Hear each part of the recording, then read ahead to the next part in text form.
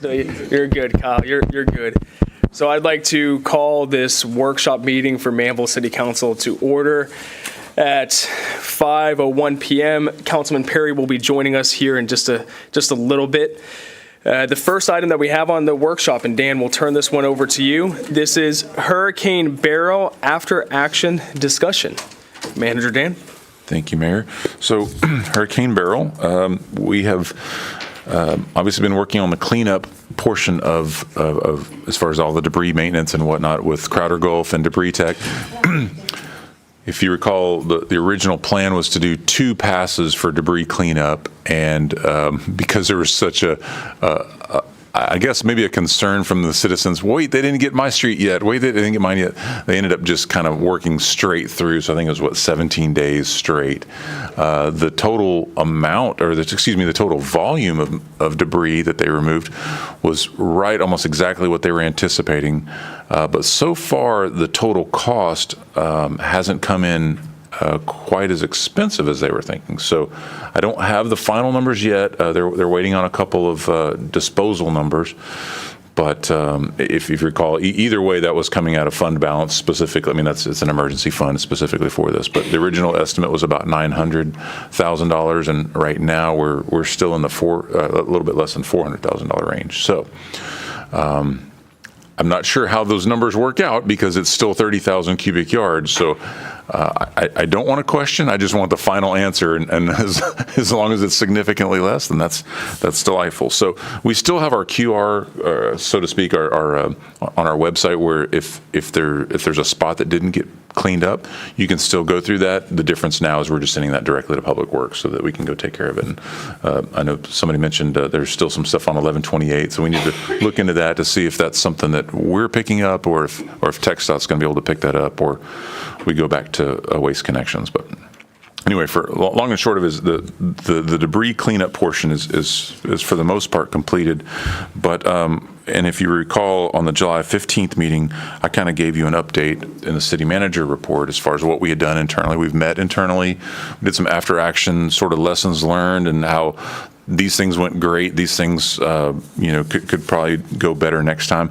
But what we didn't really get a chance to do, that was a city manager report. We didn't get to ask the council, and so I think that was part of the reason the mayor had asked that we have this on a workshop session, because we've had a little over a month now to kind of let everything settle a little bit. So when the next one comes, it's not if, but when, if you sort of have some mental notes on what you'd like to see perhaps differently, or if there's any commending staff or partnerships or whatever, then that'd be great too. If we're in this facility, the big difference will be if we're in this facility again or not, or if we're in the new facility, the new police station. Then all of a sudden, this room could possibly be used as a cooling station or something, which we couldn't do that this time because if you remember, it was full of cots, for Public Works and everybody. So it'll just depend on, prayerfully, that the next event isn't for years and years to come, and we're all retired by then. But we've got a plan for another one imminent. So just kind of turn it back over to y'all, Mayor. I mean, I can go through the notes that I'd given y'all back in July, or if you just want to kind of go through and see what were the things, I guess, that stand out to council. Yeah, absolutely. Well, thanks, Manager Dan. I guess a question that I would have is, from staff's perspective, what are things that council could do better to support staff and support the city the next time the storm comes? Is there anything that we could do better as a body? Well, as long as I can remember, I think Crystal was the only one that made us food. So the rest of y'all could step up the game a little bit. It was very much appreciated. No, I mean, so we were all kind of finding our way. What we don't have here, so we basically used the conference room that we all know and love. That's our executive council chambers. That's our do everything in meeting room. In an EOC situation, though, that's not really what it's supposed to be. It's not really a kind of a come and go as you are, and let's take selfies kind of thing. So we'll have to kind of work on that a little bit to not stress out our incident commander and emergency management coordinator. But nobody's in trouble by any means. But it was just it was sort of it was a good lesson learned, I guess, on what that EOC really needs to be like, Chief, do you want to jump in on that? Or am I dancing around it enough? No, you're doing one. Okay. So, there's the potential you get that phone call and somebody is, stuck with their animals or their elderly or whatever, and you got to put on your game face and be serious about it. And so we just have to sort of manage that it's not, there's a lot of time that has to be passed, and so what do you do that? What do you do while you're passing the time? That's just, that particular room is probably not where we let our hair down too much. So that would be the only thing. And again, nobody's in trouble, but I think next time that'd probably be, and if maybe we have a council liaison, maybe one at a time. Okay, hey, the mayor's in here. The mayor's been in here for 8 hours. Hey, David just showed up. Great. Can you relieve the mayor for a while? Let him go home and get some sleep, and he could be, that person for a while, because it's great having a council person in there, mayor or mayor pro tem or council. It's absolutely fine. It's just, obviously we always have to watch out for the quorum, but then also too that we don't just we don't take it too lightly, I guess, what the purpose of the Emergency Operations Center is. I think y'all did a great job on letting the public know. If you remember, it was kind of tricky because Wi-Fi was spotty, internet was spotty, and I mean that's our lifeblood these days. So if nothing else, being that voice in your neighborhood, that was very, very helpful as well. So Awesome. Thanks, Dan. Sure. Any Councilman Lance? On the trash, back to the debris pickup. So we're done with our contract with, so have we reached out to our Waste Connection and said, okay, guys, anything out there now, y'all need to go ahead and start picking up? They're aware of that, and they have their claw truck that they can get. Right. They're back on there, and truthfully, they never stopped their normal, whenever they picked it up earlier in the year. So they're still on there. Really, the big difference now is that Public Works is kind of in the mix right now, where they ordinarily wouldn't be going to pick up debris necessarily, unless it was just a really odd circumstance. If a tree fell across a street or something, we would obviously be picking that up ourselves. But so maybe that's something, Robbie's not here right now, but maybe that's something in the future I know he'd love to get a hold of as a claw truck also. But yes. But I just want to say that through all this, Mayor did a fantastic job. Our team did a fantastic job. We couldn't ask for any more transparency or updates or anything else. Hands down, the city as a whole did a fantastic job. I would like to come in and visit more, but I didn't want to upset the chief, so maybe I can make a reservation next time. Thank you, Councilman Lance. Any other comments or questions from council? So the Waste Connection, I was sitting there on a Thursday, or whatever, I think it was Thursday,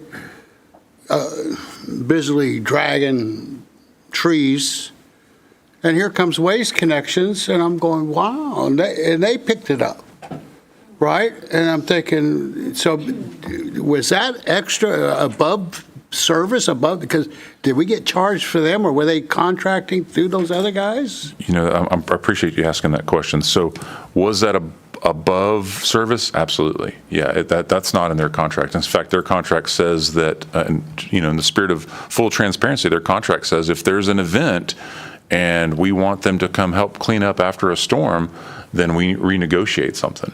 And Zach and I talked, I think it was either the Monday after the storm or Tuesday. I mean, it was almost immediately. And he basically said, look, we're partners in this community. We're going to keep doing what we do. And if we can get it, we're going to get it. And we're not going to talk to you about renegotiating. I know that y'all are going to go through FEMA. They're not really in that business of trying to keep track of debris and this, that, and other. So they were just really, really good community partners. I was pleasantly surprised Yes, because, I had two different piles because I was, trying to live on a corner. Whoa, here they are, right? So, so I've reached out to Zach. I'm going to buy him lunch because I thought that was exceptional partnership through the city, with them and the city. I said, wow, that's really cool. So I'm going to buy those guys lunch. But then as far as, I didn't, I asked about council, do we have a role in this or anything? And they said no, so I stayed away. right? You know, if we don't have a role, I stayed away from the OC, right? That's, you know, so I don't know what the right thing is, right? You know, I stay away. You said, both of what you said is correct. You don't have a role. Council doesn't have a role. But, I mean, to show up and show the staff and everybody else that, hey, all your work is appreciated is absolutely fine. There's nothing in the world wrong with that, and we absolutely appreciate it. Yeah, okay. I'll be a fly on the wall. Even better, you don't have a role. So you're literally just, you know, Fly on the wall. bringing kolaches or chicken spaghetti. There weren't no kolaches to be had. Bobby found some. Bobby found some collages. Awesome. Thank you, Councilman. Mayor Pro Tem? So I think it was for us as council, I think it's always good for us to be able to see what is actually happening and be involved as much as possible. I'm very thankful for just having that view from behind the scenes of what was happening, looking at the command center, broke my heart, you know, to see how many hours were being put in, knowing that there's parents here, you know, during emergency operations. However, as we all know, my husband, I didn't see him, you know, he's on EOP with Centerpoint for 16-hour shifts, so I relate to that, I understand it. However, the one thing that I did notice that I would highly suggest is the same sentiment that I took back when we went to serve food with Centerpoint employees is when your people are exhausted, we're in crisis mode, stress is high, we don't know what's coming, we're dealing with complaints, city people, citizens, just there's a lot going on, the commotion. We want to feed our people.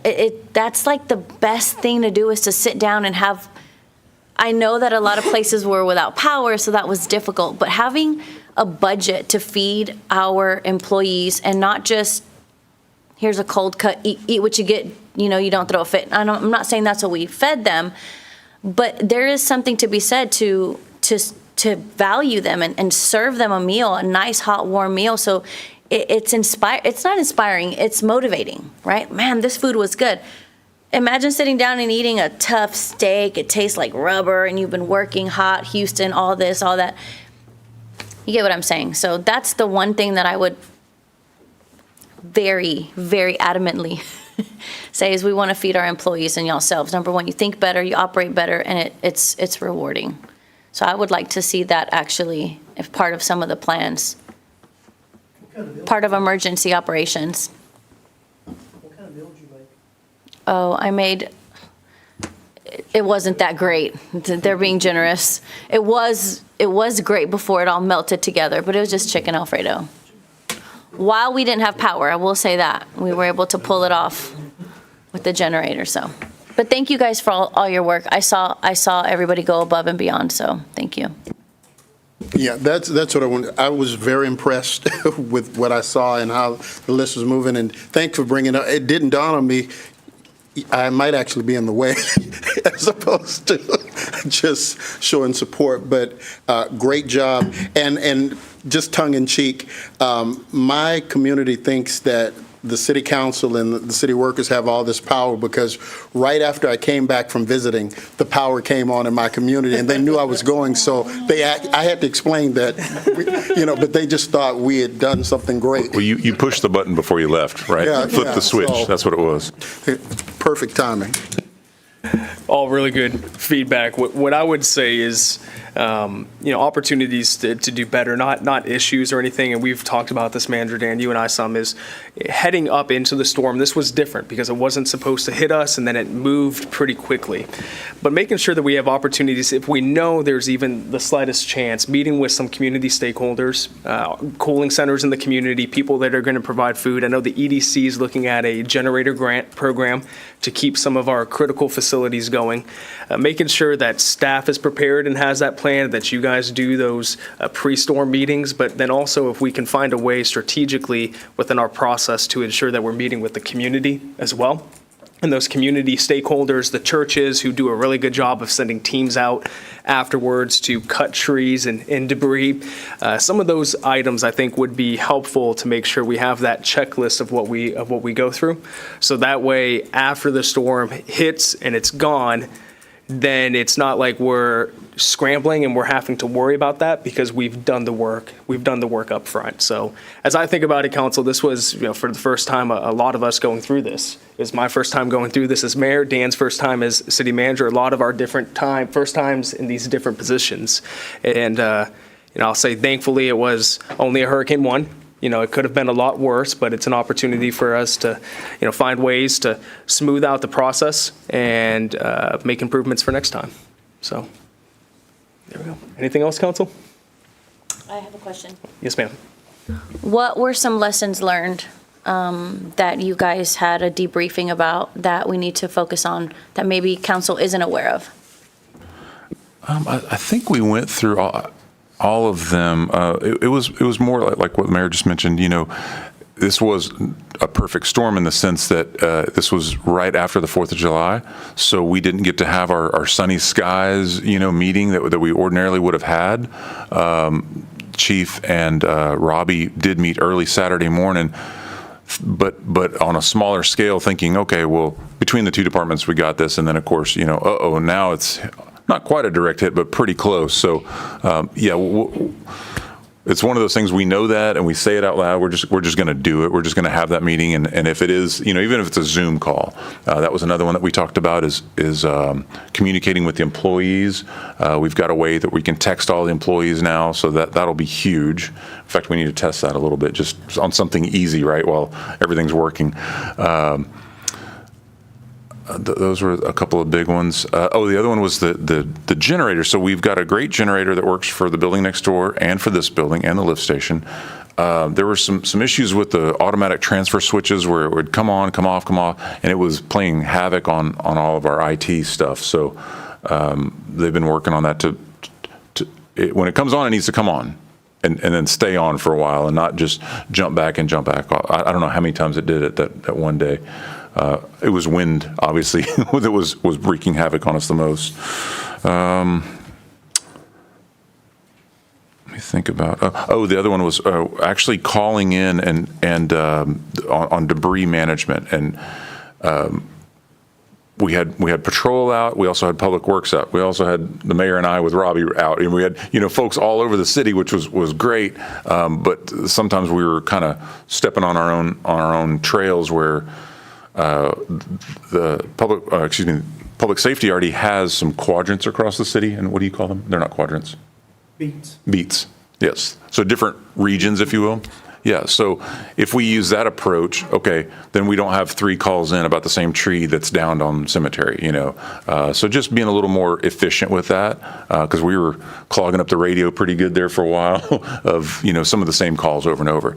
Now back in the EOC, they were doing a great job of logging all that stuff. I know Chad was in there as well. We were putting it directly into the system, and then even on the whiteboard whenever we were, in fact, that was in there for a while up on the whiteboard. You were doing it too, weren't you, Bob? So just actually trying to capture those. We didn't have our GIS coordinator at that particular time. I think that would be a huge help if we could be uploading our maps, real time to kind of see where the roads are out. What if a bridge would have been out? That would have been important to be able to show the citizenry, hey, this is out. Public Works, you know what to do. You need to go block it off. Make sure we've got the correct signage out there. So it was a lot of the internal just tweaks like that, to answer your question.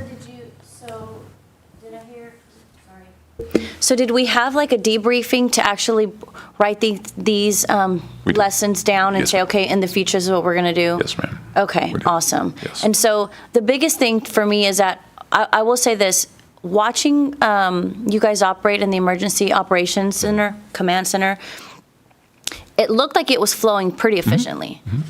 To my eyes. It looked like, wow, you guys have it together. However, you don't know what you don't know, right, until you debrief afterwards. Yeah. And so I would like to just know, like, did anybody find something out there? Was there like outstanding employees that came up with like the best idea for like, you know what, this may work better next time, or that didn't work so well. However, to our eye, it seems like everything was working well. I think I think what I'm looking for is also like the efficiency side of it. Like what you said, we kept getting a lot of the same calls about the same things. And did we waste time going out to those same things? Could we have done better with that, or? Exactly. Yeah. there was nothing inherently wrong, I guess, thankfully. Yeah. Again, these are all tweaks, and we were, not trying to pick apart anything, but there's always room for improvement, So some of it was just really, okay, that's a stretch. But some of it was also like, so Bobby and I's role, we both, one of us is very concerned with making sure that we have good food in here, right? And he's very good at that, to make sure. Like, that's natural for him to be thinking, hey, what about the people? Are people getting enough rest? Are they, are they rotating it out? And those kind of things. We also talked about our liaisons, to literally have a sheet right there. Here's our Alvin ISD contact and our Centerpoint contact and our TxDOT and BNSF. And I mean, there's no reason why they can't just be laminated right there. So we're not, again, I already called them. Why did you call them? I called them. So. How do you guys feel like the communication was between the utility companies? I know that Mayor was posting quite often about communication with the standard calls that were happening, right? There were daily calls with Centerpoint and TxDOT. To us and to everybody out there, it seemed like the communication was pristine. Yes. So I want to definitely give a shout out to. I haven't met Robert Tennant yet. I don't know if is Robert here? No? I mean, he, kind of like Zach, I mean, absolutely amazing at how quick he responds to our emails. I mean, within the hour most of the time. It was just insane. That's phenomenal. Yeah. So, and that's the other thing that I want to highlight is that Mayor and I had discussions, and you and I as well did, that it's unfortunate, and I'm not saying this as the spouse of a Centerpoint employee, this part of it, that leadership, it's up to us as leaders to calm our community and to guide them through these crisis situations. And I was devastated and very frustrated watching the news to see very high-level officials not guide us through that process and really stir the pot into anger, rather than mitigating it, doing what's in front of us, and then after the fact having the debrief of what could have been done better, then holding those that need to be held accountable. I just want to say that I feel like on our end, the leadership here stood out phenomenally. The communication was pristine. We set an example. Our city really did set an example, and we focused on the positive rather than, there will always be time for pointing fingers and holding people accountable. But I think that this is a crucial lesson for us as well on how to handle disasters in the future. When people are hot, it's Houston, we're hungry, we're tired, and we hear from those who should be telling us, hey guys, we're strong, we can get through this. The other side of that. Yeah. So I wanted to really shine the light on that side of it as well. And I thank you, and I would agree with that. I mean, I think the mayor sort of set the tone with that as far as the way that he was responding back to the Centerpoint folks, and actually some of the folks that we've been working with on the franchise agreements. I mean, specifically told me that we're, and I don't want to steal your thunder if y'all are going to use that verbiage tonight, but that we're a good partner to them, and that goes a long way. That they. You want to work with people that are enjoyable to work with, for heaven's sakes, right? And so I remember I'm pretty sure it was a Saturday, Brooke, where there was one lady that did not have power, and Robert chased it down himself. I mean, he's like, let me send a crew out there to go see what the deal is. And it truthfully, honestly, had nothing to do with the hurricane as it turned out. She just didn't know how it worked. She had to turn her thing back on, and he did. Yeah, it was just literally turning the breaker back. Well, they didn't have to do. I mean, but they sent somebody out. We sent BBG, same thing, Safe Built. They went out there, and so I mean, she got the red carpet treatment, because she called in and Brooke took care of it, and then we did something. We just, everything's bad. Well, what do I do with that? I mean, I can't fix that. But hey, this person was out power. There's a tree down on this. There's let's get specific, and then Those we can. specific areas. Yeah. So. Well, I just want to applaud that, and I know that from our end, our partners, Comcast did phenomenal, Centerpoint. I know that there's a lot of heat coming, but I truly do say it, like we're great. We saw greatness on our end, and so I want to just there's always room for improvement, but I think that I think it has a lot to do with our leadership here, and how we chose to shine the light, be the light through the storm, right? So anyway, thank you guys for that. I just wanted to say that little part. And Yes, sir. So I know in the command center we had some maps or whatever, but what size of map do we need to get, or can we get, that basically we could put on a big wall and say, okay, tree down here, and just as it's systematically, we can see the whole city on one big map and the issues at one. I mean, do we have anything like that? Can we get something like that? I mean, like an 8x10 or 12x12 or just a big old monster map that we can, physically look at. That size, yeah. We Bigger don't. than The drainage district, BDD4 has a map of their whole district in their war room, so to speak, in their conference room. And I've often looked at it and, coveted it. So there's no reason why we can't. We just haven't. That's a great idea. Can't you do it with the electronic system, though? Sure, yeah. I mean, our plotter can plot out, obviously it's going to be a couple of pieces together, but there's no reason why we couldn't do 4, and just connect them all together. Yeah, that's a great idea. I'm thinking about projecting it on a wall. If you had a whiteboard that was big enough and you just projected that on the wall, Sure. onto that whiteboard, then you could draw wherever you wanted to and erase it, and you wouldn't have to throw it away at the end of the day. Sure. Yep. It could be one of those old school projectors with the clear pieces of paper that you slide on and off and mark it up. Remember those? I do. I was alive then. He I was read alive. about them. I was alive. Back when I was watching Rocket Power and Ed, and Eddie. And no one had projector. I didn't know you even saw those. Did you make copies too? We've No, ordered I a did not do chalkboard that we're going to use. I did not do that. All right. Well, Dan, appreciate the opportunity to talk about this, and I know the team is working to make the improvements that we're even more prepared for next time, so I appreciate that. We'll next move on to the discussion on fiscal year 2024-2025 budget. Ms. Rosie was not able to be here with us tonight, so Dan, we will turn this over to you to give us an update and see if there's any additional talking points, questions, comments that council wishes to make as it relates to the budget. Sure. Thank you, Mayor. So you have you've got 2 public hearings tonight and 2 ordinances in front of you that, if those are passed, those will help our budget. Obviously, I'm talking about the gas franchise and the electric franchise. So if both of those come to fruition, and a couple of other things that the mayor and Rosie and myself have been going through the budget. Rosie has actually sat down with each director in some form or fashion to, as we get closer to the end of the fiscal year, is there anything that we need to tweak? Is there anything that's, hey, we keep budgeting, I'll just make up a number, $45,000 for this line item, but we're not spending it. Literally just squeezing all the juice out of it she can possibly get. And by doing that, and with the 2 franchise agreements, we think, and I've told a couple of y'all this, we think that we can get 3 more positions filled out of the Public Works Department, a utility tech, a parks or groundskeeper, and a facilities, maybe facilities and fleet, but for sure a facilities manager. So right now, sort of by default, Wale, our capital projects manager, is taking care of facilities and fleet, and that's obviously taken a lot of time away from him to do his project management. So if you think about it, we're about to have 3 sure enough facilities on board. We're going to have, our new police station, our new public works facility, and this one.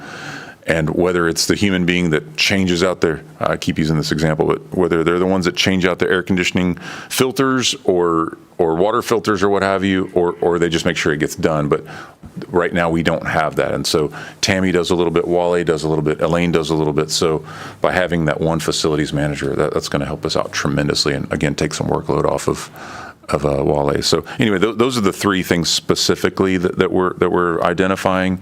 Not too much is changing. Nothing has changed with the BCAD numbers, thankfully. If you remember, a few years ago, there was a big change midway through the process. We haven't seen any big changes, so that's good. Revenues, still projections, those are still on board. And so our expenditures are probably the only thing that we're trying to see if we can't whittle it down. Now, if the debris numbers do come in under, then what that will help is that won't do anything to the budget specifically, but what it will do is we're right at that 50% of fund balance like we want in our finance policy. If we had to spend that full $900,000, then we're going to be down to like 40% or so in fund balance, which is not ideal. So if we don't go down the full $900,000, then we'll be up closer to to the goal of 50%. But that's in fund balance. It doesn't affect the budget, but it's still good news because we could have, I'm not going to say it out loud, there could be another event in the future. But anyway, so all the changes right now, the moral to the story is the changes are positive changes, Mayor. Well, that's great. I'm glad we were able to find some more positions there. Two questions, Dan. One, Yes, can sir. you or Tammy maybe just walk us through the timeline over the next few meetings, as we're going to have some public hearings, et cetera. Also then, are there any additional, maybe answer this first, Dan, are there any additional equipment expenditures that we're looking to make as one-time supplementals in the budget that are worth noting? Nothing new for next year's Noteworthy, budget. sorry. No, I'm with you. I'm tracking. If there are any of those one-time supplementals that were in that top tier, if they can do them this year, and I think y'all were able to do a couple. I know Robbie was, but if there was something small that they could do this year, then let's get it done now. But I don't think any changes for next year's budget. But yeah, Tammy, can you do the schedule? And then Calendar? real quick, one follow-up on that. With these additional police vehicles, we are placing the orders for those now, correct? For two of them now? Okay.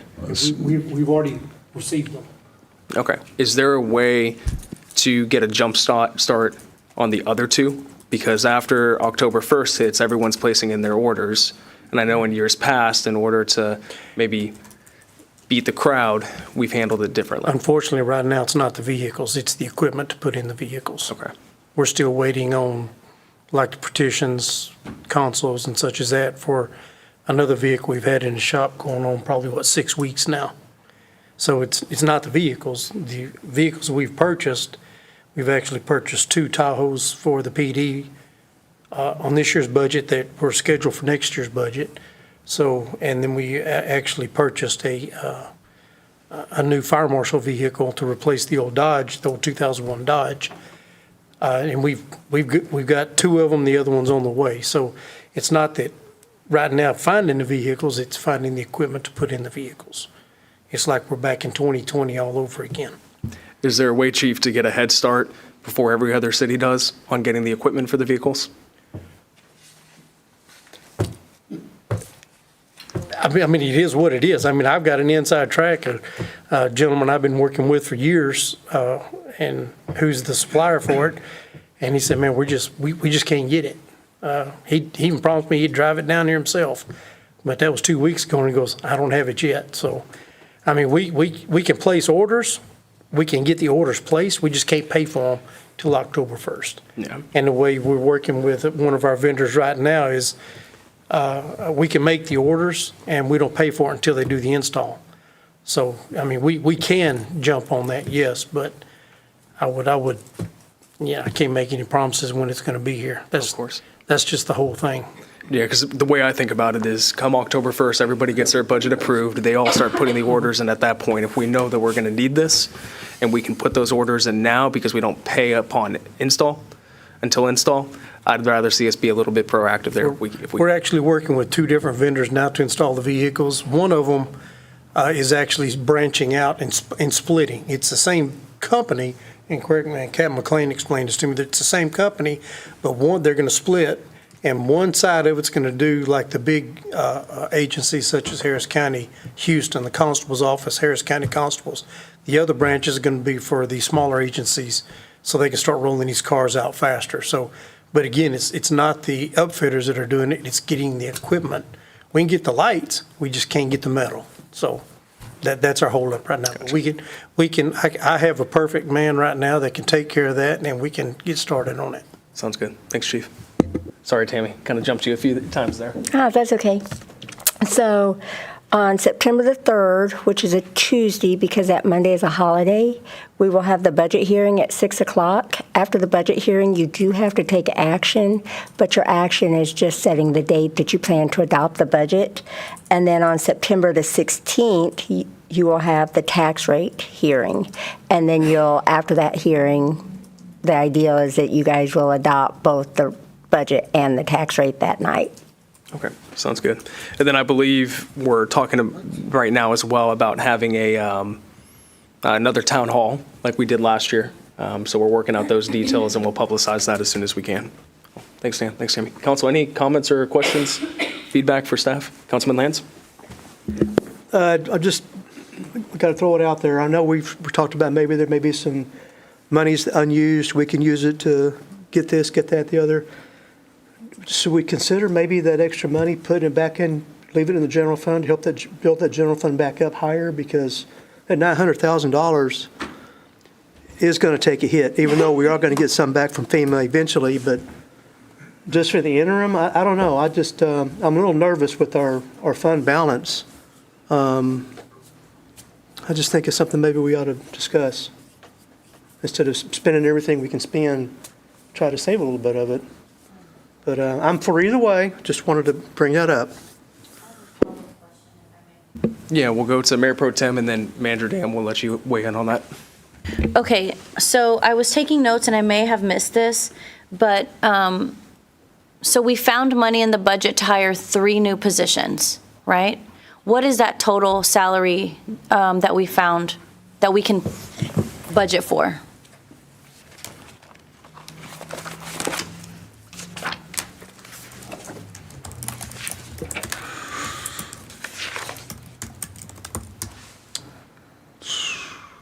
Sorry, it's the facilities maintenance.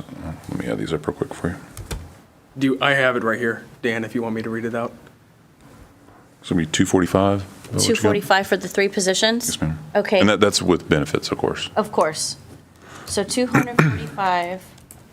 And with that, where did we nickel and dime to be able to come up with this? This is a big amount. Again, most of it's the franchise agreements. So our franchise, for instance, the gas franchise since 1961 has been 2%. And now, That's right. if y'all approve tonight, it'll be 4.25%. I'll probably have to recuse myself from that, so. Yep. But either way. Same thing with the electric. Yeah, the base rate is just, it's just, again, and so with the franchise, and it's a 20-year agreement? That's the charter requires. Yeah. Awesome. So we really didn't have to lose anything from. Right. We didn't have to pull away from. Right. To compensate for this. Correct. And so this was one of those things that we knew could happen. If you remember, we sort of just barely touched on it, but again, these franchise agreements have been in discussion since 2011.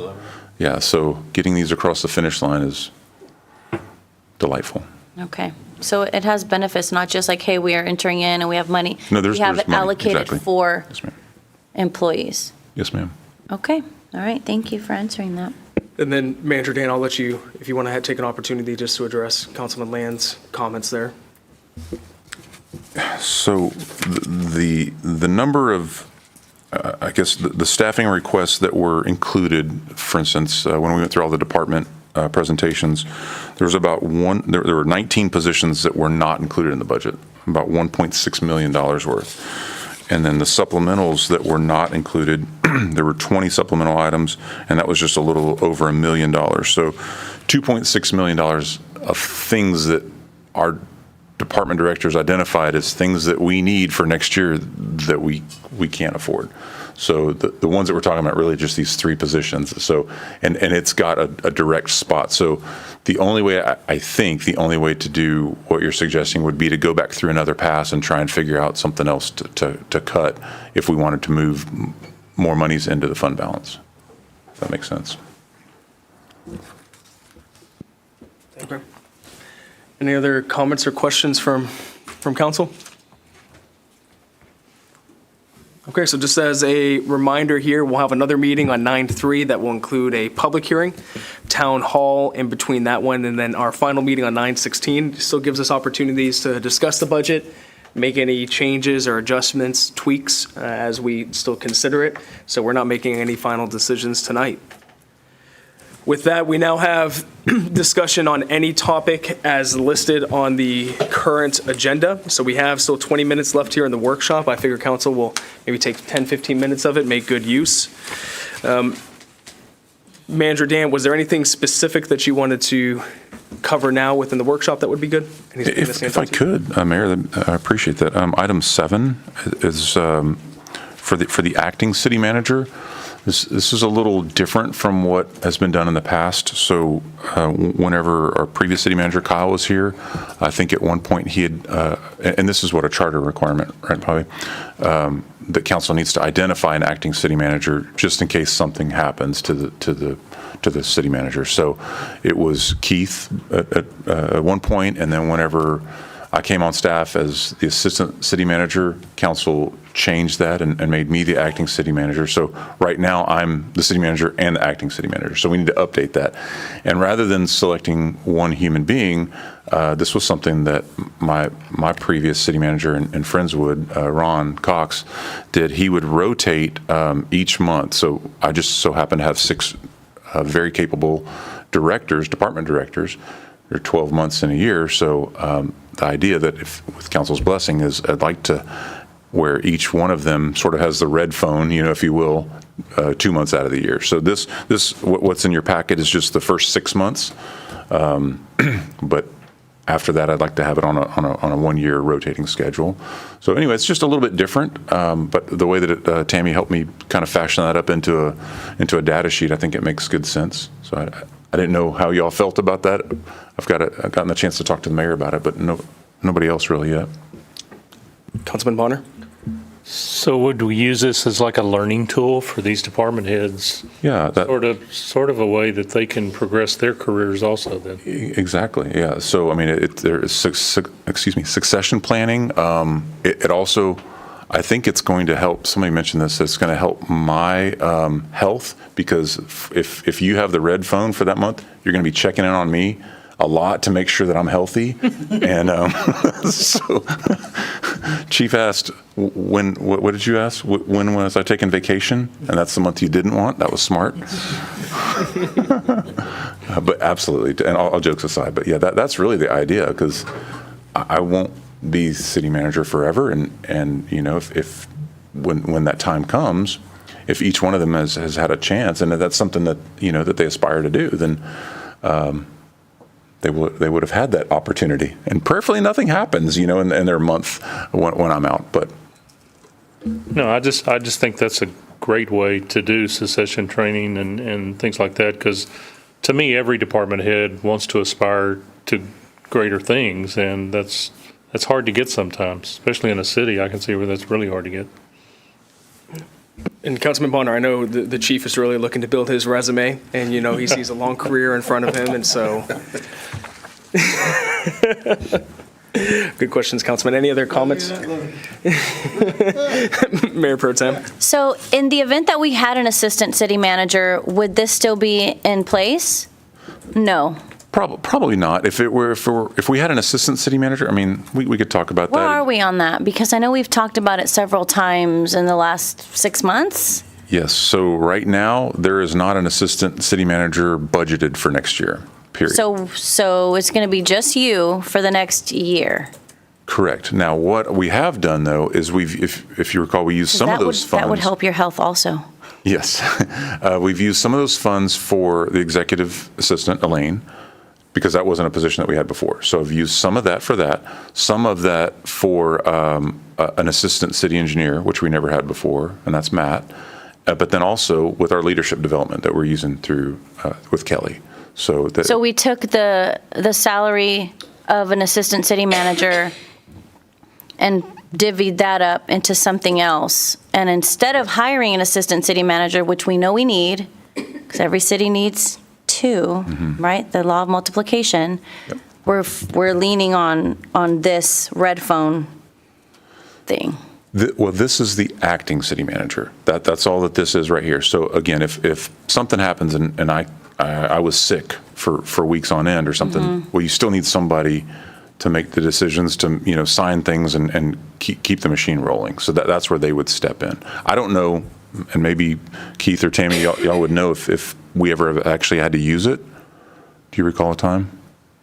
I had to one time, and that's because we had an issue during when the Meridian was being built, and they couldn't get across the bridge at Kreitzer, and that was the only time I had to come out and work with Public Works to get that cleared up. But that was it.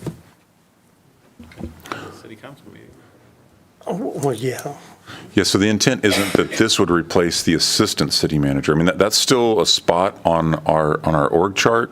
I think we need an assistant city manager. I just want to, not because you're not fully capable of doing your job, which we see you are, but this is something we've discussed, and it's kind of like slowly dwindled away, and I don't think it should. I do think that Elaine is valuable to you, but you have an executive assistant, whereas if we had an assistant city manager, then we're also making the right decisions for the city, right?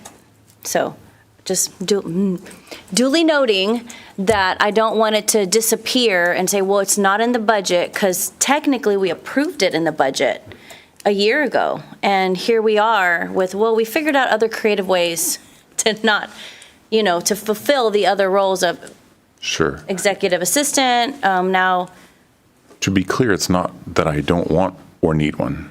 okay. That's not. I know you probably want one, Sure. But which again, is why I'm advocating for and I that. appreciate that. Yeah. My hope, to be completely transparent, would be that at some point, one of the 6 that we're talking about, that we get to promote from within. That's one of my favorite things in the world to do, is to promote from within, if that works out. Time will tell. Okay. I think that's a conversation. I think it also merits, is an assistant city manager actually needed? Or is that just another bloated government salary, to be honest? I think when you look at the structure of companies, you don't have an assistant CEO. You have a director of operations or a vice president of operations. You have a vice president of sales. You have a vice president of finance or a CFO, a COO. You have those positions. And so I think the question that I would have when this conversation comes up is, how is the team operating? What value would this salary have at that point? And if it's determined that this position would have the value that justifies the salary, I think absolutely we go forward and we do it. I'm interested to see how the team operates for the next year as it stands, and whether that position is actually needed. You get into this mindset that just because government has always had an assistant city manager, that you have to have that position. I think it's definitely worth the discussion, but coming from business background, it's always a fail-safe. So, and it's not to say we don't. It's just weird how it's kind of changed from we need it, and then now it's like, well. Yeah. So, and I'm not saying we need to inflate salaries. If we're operating responsibly and we look at everyone's salaries across the board, how responsible can we get if that's how we want to address it? So I just think it's something that we should discuss and just keep on our radar. Yeah, absolutely. No, Cool. that's a good point. Thank you. Thank Okay. Mayor Pro Tem. Councilman O'Clair. So wasn't that job posted? Didn't we go It through a was. posting process and didn't find any candidates to Correct. fill the position? Right? That's exactly right. They've tried, right? But didn't work out, right? So the whole posting's been removed? It was, yes. Well, I mean, we had applicants, but just wasn't the right. Yeah. Okay, that's what I thought. Thank you, Councilman. Any other comments or questions from council? No, hearing none? Okay. Let's try to tackle one more agenda item here. I'd love to tackle agenda item number 2 real quick, just to get an update. We kept that off the consent agenda just because I know Councilman Lands had a follow-up item there.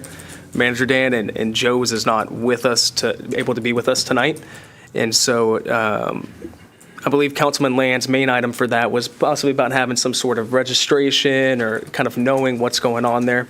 Can you speak to where we're at on things? I can, yeah. Actually, Joe sent me an email a little bit ago to talk about that specifically. So he didn't find necessarily any other cities that have that process, but the reality is we're going to have to create a permit, if you will, a process, just like we did for the fence permits or anything else. So any new ordinance, we don't have an ADU permit right now that you go pick up. So that'll be the next thing, is we've got to come up with the internal process procedure. What do we do with this thing? So when it gets entered into MyGov, then because MyGov is a database, so we'll automatically be creating a list inadvertently or indirectly, if you will. So, if we needed to see all the tow trucks that are registered in the city, we needed to see all of the fence permitting companies, all of the fence permits. If we needed to see all the pool permits, we can query on any of those things. So we'll have a way to do that anyway. So the next issue is going to be, of course, code enforcement, and how will we enforce this? And it's going to be different. Right now, we don't have these at all. We don't have any ADUs. We have the guest quarters. So, but in reality, there's probably some of these ADUs already in existence, right? I don't think, and Bobby, you can correct me if I'm wrong. I don't think that there's a way to go after, if you will, the folks that are grandfathered or vested, I suppose, that have them right now. There'll be non-conforming uses, I guess, but if we haven't gone after them, we haven't gone after them. It's kind of on us, but. Councilman Lance? I had a conversation just yesterday, as a matter of fact, with a neighbor of mine on this, and and I'm just throwing out some interesting points of the conversation. One was that he could understand how having some kind of restrictions on exactly who we allow in the ADU, if we could, his take was if that could be more focused on our community our residents, like Rodeo Palms or whatever, would have the HOA. What he was getting at is why are we going to enforce this on the rural side? Could we understand that in the subdivisions and whatnot, you won't want an ADU that have 5 or 6 cars parked out in front in the grass and all that kind of. So there's got to be some kind of restrictions, And this individual was pretty much in not agreeing with the kind of restrictions that we should put in to control this kind of thing, because his take was, he understands that, in a subdivision, yes, but the rural side, no.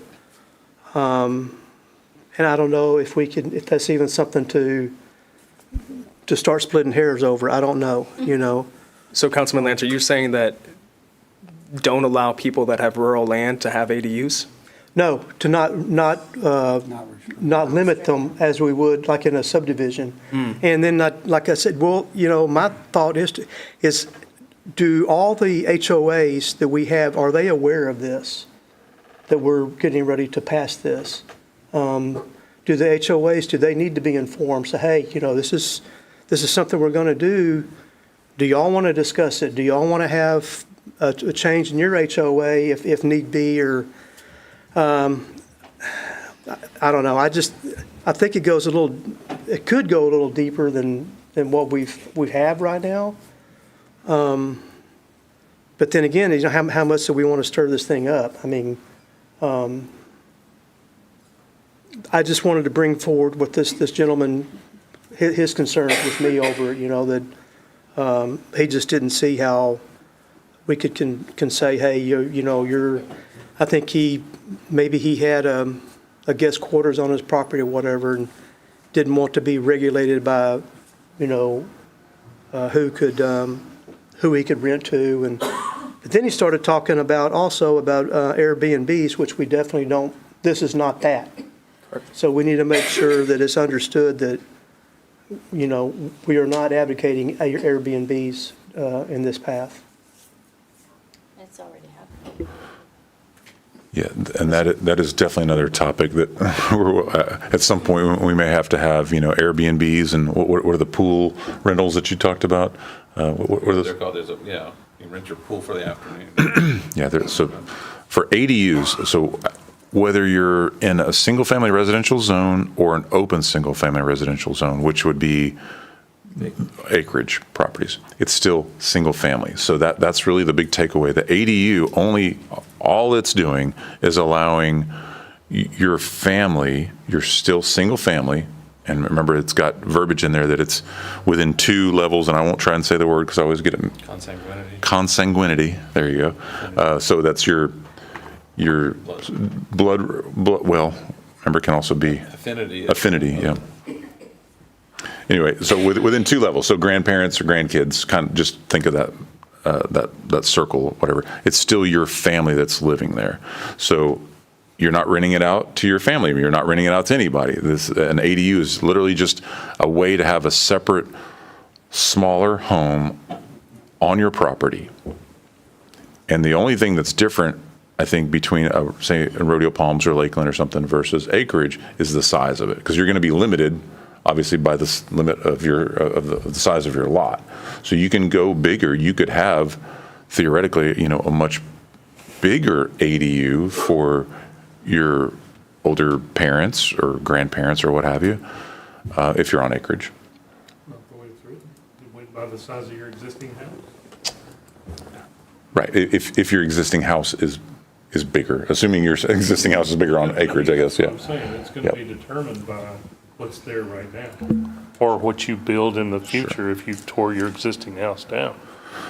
Yeah. I think where you're talking about is that somebody wants to build bigger than what they've got, or multiple units.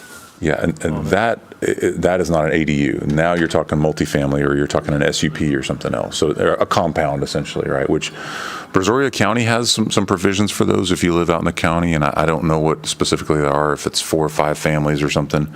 And it talks about platting and all this other stuff. We don't have that provision because we have zoning. So whether you do this or you don't do this, you can't have more than one single family living on a single family zoned lot. Say that correctly?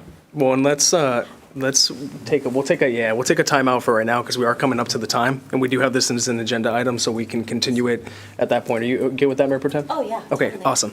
So if you're good with it, we'll put a pin in this conversation, then we'll pick it up when we get to the regular agenda. We'll wrap up this workshop if you guys are good with that now. Everyone good there? Yes. Okay, so good conversation. We'll continue that. We'll wrap up this workshop at 5:57 PM, and let's take 5 or 6 minutes, council, and let's try to be back here by 6:05 the latest for you to take just a little bit of a recess. So thank you, guys.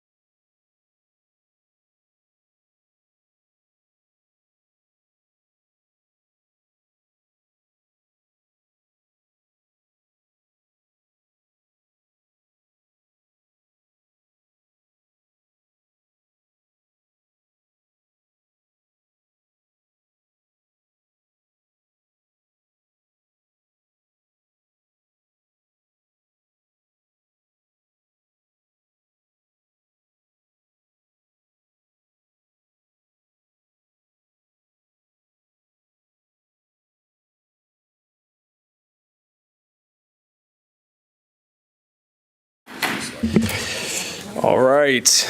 We will now kick off the regular session for Manvel City Council here at 6:11 p.m. We have 7 of 7 members present.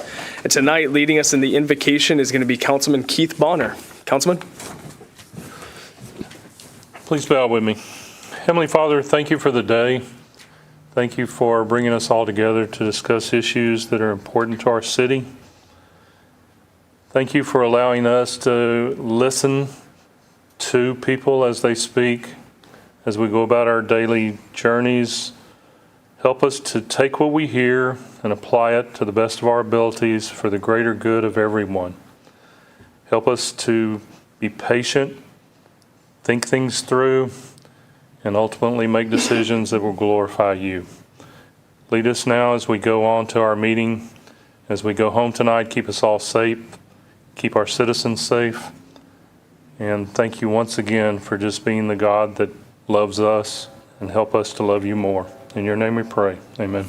Amen. Thank you, Councilman. Next, we will go to the inspirational reading, which is Mayor Pro Tem Sarmiento. Oh, that came up fast. It did. It's here. It's here. Okay, happy to do it. Let me move my snacks over here. Okay. So, this one's kind of a tough one, but it's also a good one, right?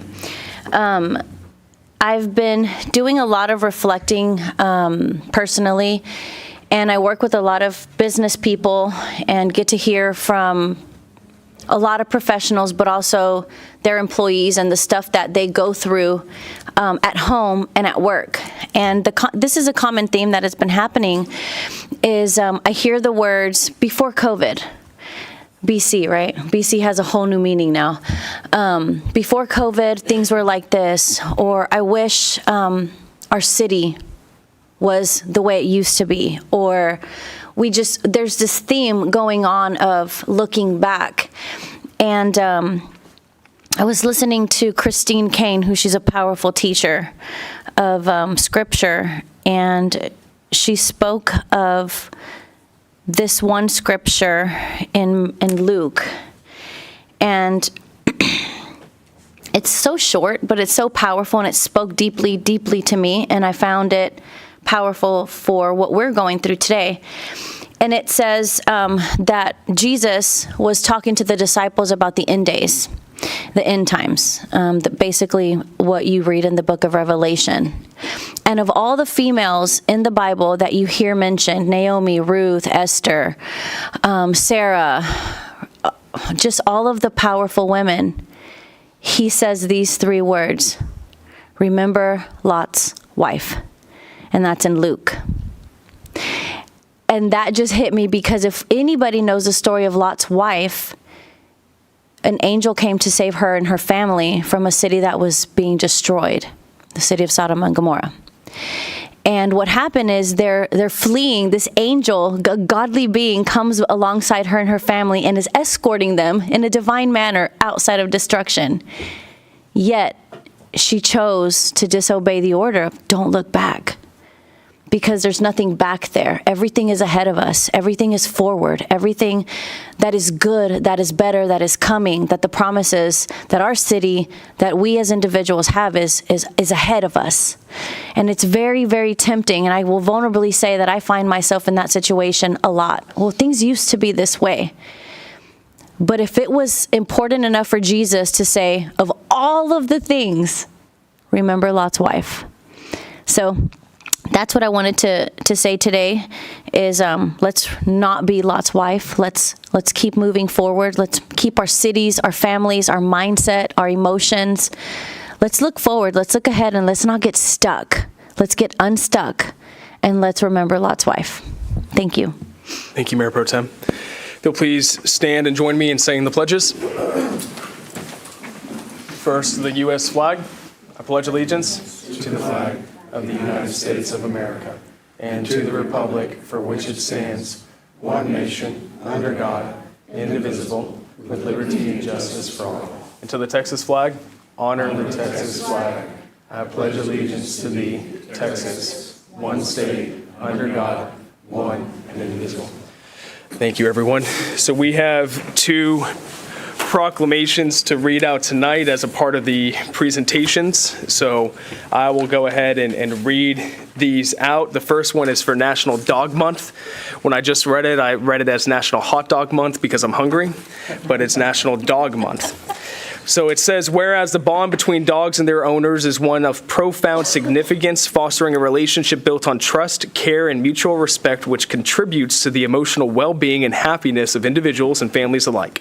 And whereas responsible pet ownership is essential to maintaining the health and well-being of our canine companions, requiring a commitment to proper nutrition, regular veterinary care, exercise, and socialization, as well as adherence to local laws and regulations regarding licensing, leash laws, and vaccinations. And whereas it is imperative that we as a community take a stand against the abandonment and dumping of animals, recognizing that such actions are not only cruel and inhumane, but also contribute to the overpopulation of shelters and the suffering of countless animals. And whereas the act of adopting or fostering a dog provides a second chance for animals in need, offering them the opportunity to experience the love and security of our forever home, while also providing adopters and fosters with the joy and satisfaction of making a positive difference in the lives of these animals.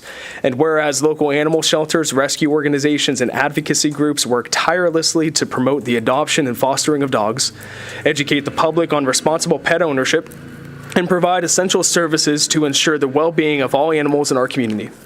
And whereas National Dog Month serves as a reminder to all citizens to treat our canine companions with the kindness, respect, and care they deserve, and to encourage others to consider adopting or fostering a dog in need. Now, therefore, I, Dan Davis, by the virtue of the authority vested in me as mayor of the city of Manvel, Texas, do hereby proclaim August 2024 as National Dog Month in the city of Manvel, Texas. And I encourage all citizens to celebrate the special bond we share with our dogs, to commit to responsible pet ownership, to stand against animal dumping, and to consider adopting or fostering animals in need. Let us work together to create a community where every dog can live happy, healthy, and loving life. Next, we have National Preparedness Month. So this reads, whereas National Preparedness Month is a nationwide coordinated effort held each September to encourage citizens to take steps to prepare for emergencies in their home, businesses, and schools. And whereas the city of Manvel considers the safety and security of its citizens to be its most profound duty, and whereas during National Preparedness Month, city staff recommits to preparing for disasters, both natural and man-made, especially the extreme weather events that we face with increasing frequency and ferocity. And whereas all citizens have a responsibility and role to play in their contributions to their own safety and security as a part of a larger effort of the community to prevent, respond to, and recover from emergencies and disasters as a part of a broader campaign of national preparedness. And whereas the City of Manvel citizen preparedness activities are ongoing through the City of Manvel and are supported by a wide range of state initiatives, including National Incident Management System, NIMS training, and ongoing social media campaigns focused on crime, health, and safety. And whereas the combined activities of local, state, and federal agencies working in partnership with an informed and ready private sector and citizenry can translate the fear of unexpected emergencies and disasters into proactive preparedness that protects the lives, safety, and security of our citizens. Now, therefore, I, Dan Davis, by the virtue of the authority vested in me as mayor of the city of Manvel, on behalf of the citizens of Manvel, do hereby proclaim the month of September 2024 as National Preparedness Month in the city of Manvel, and call upon the citizens to observe this month by participating in emergency preparedness activities in their homes, businesses, and schools. So next we have some more reading for you guys. Everybody say yippee. So we have 2 public hearings. The way that this will work for the public hearings is we have 2 of them. So I'll read the first one out, open it up. I'll do 3 calls for anybody wishing to speak on the subject of the public hearing, and then we'll move on to the next one. I do read these fast. This is in relation to Centerpoint. We have some representatives from Centerpoint. If you guys wish to speak during this, you can, or if you'd like to wait till the agenda items come up, we can then call you forward at that time. So the first public hearing is to hear comments from the public regarding an ordinance granting to Centerpoint Energy Resources Corp., DBA Centerpoint Energy, Texas Gas Operations, the right, privilege, and franchise to construct, install, extend, remove, replace, abandon, operate, and maintain its facilities within the public rights-of-way of the city of Manvel, Texas, for the transportation, delivery, sale, and distribution of natural gas, containing other provisions relating to the foregoing subject, providing for severability, and providing an effective date. So we will open up this public hearing here at 6:21 p.m. Do the first call for anybody wishing to speak on the subject of this public hearing. Second call. and third call? Hearing none, we will close the public hearing at 6:21 p.m.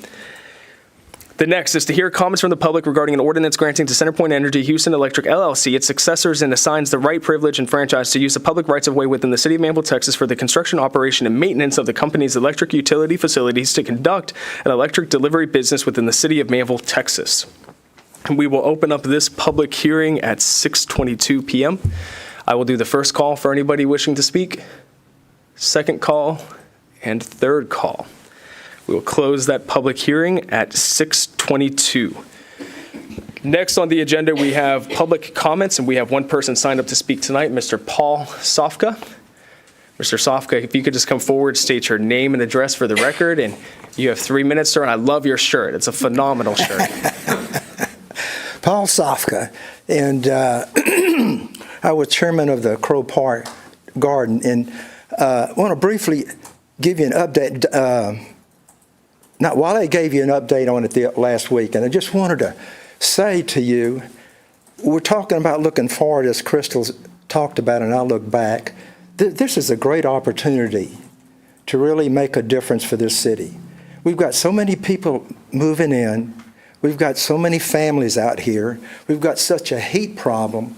Having Crow Park and also the new park board, of which I'm going to be an auxiliary member, it's an opportunity really to create more green space.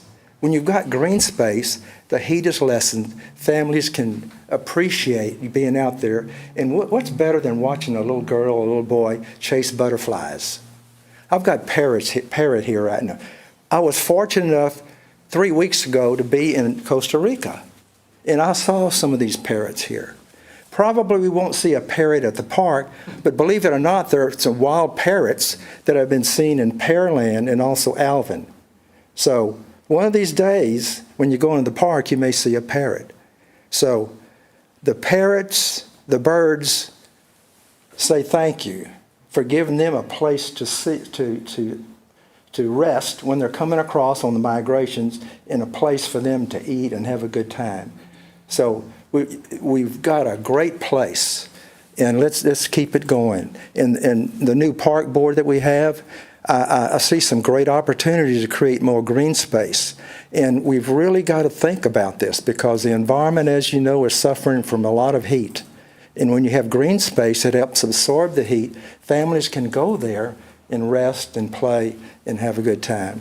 So in appreciation of my part in your efforts to make this Crow Park a reality, you each have a jar of grape jelly. So anyway, if does anybody not like grape jelly? So anyway, I thank you again, and I've been on a lot of boards and a lot of committees and nonprofits, and it's really refreshing to see people like you come over here of your time and efforts, and with the expensive pay that you get. I know you make a lot of money there, but the point is that you're doing a service for the city. So I really, really want to thank you for what you're doing. And whoever's in Manvel, let's get up and give the council a big hand for what they're doing, okay?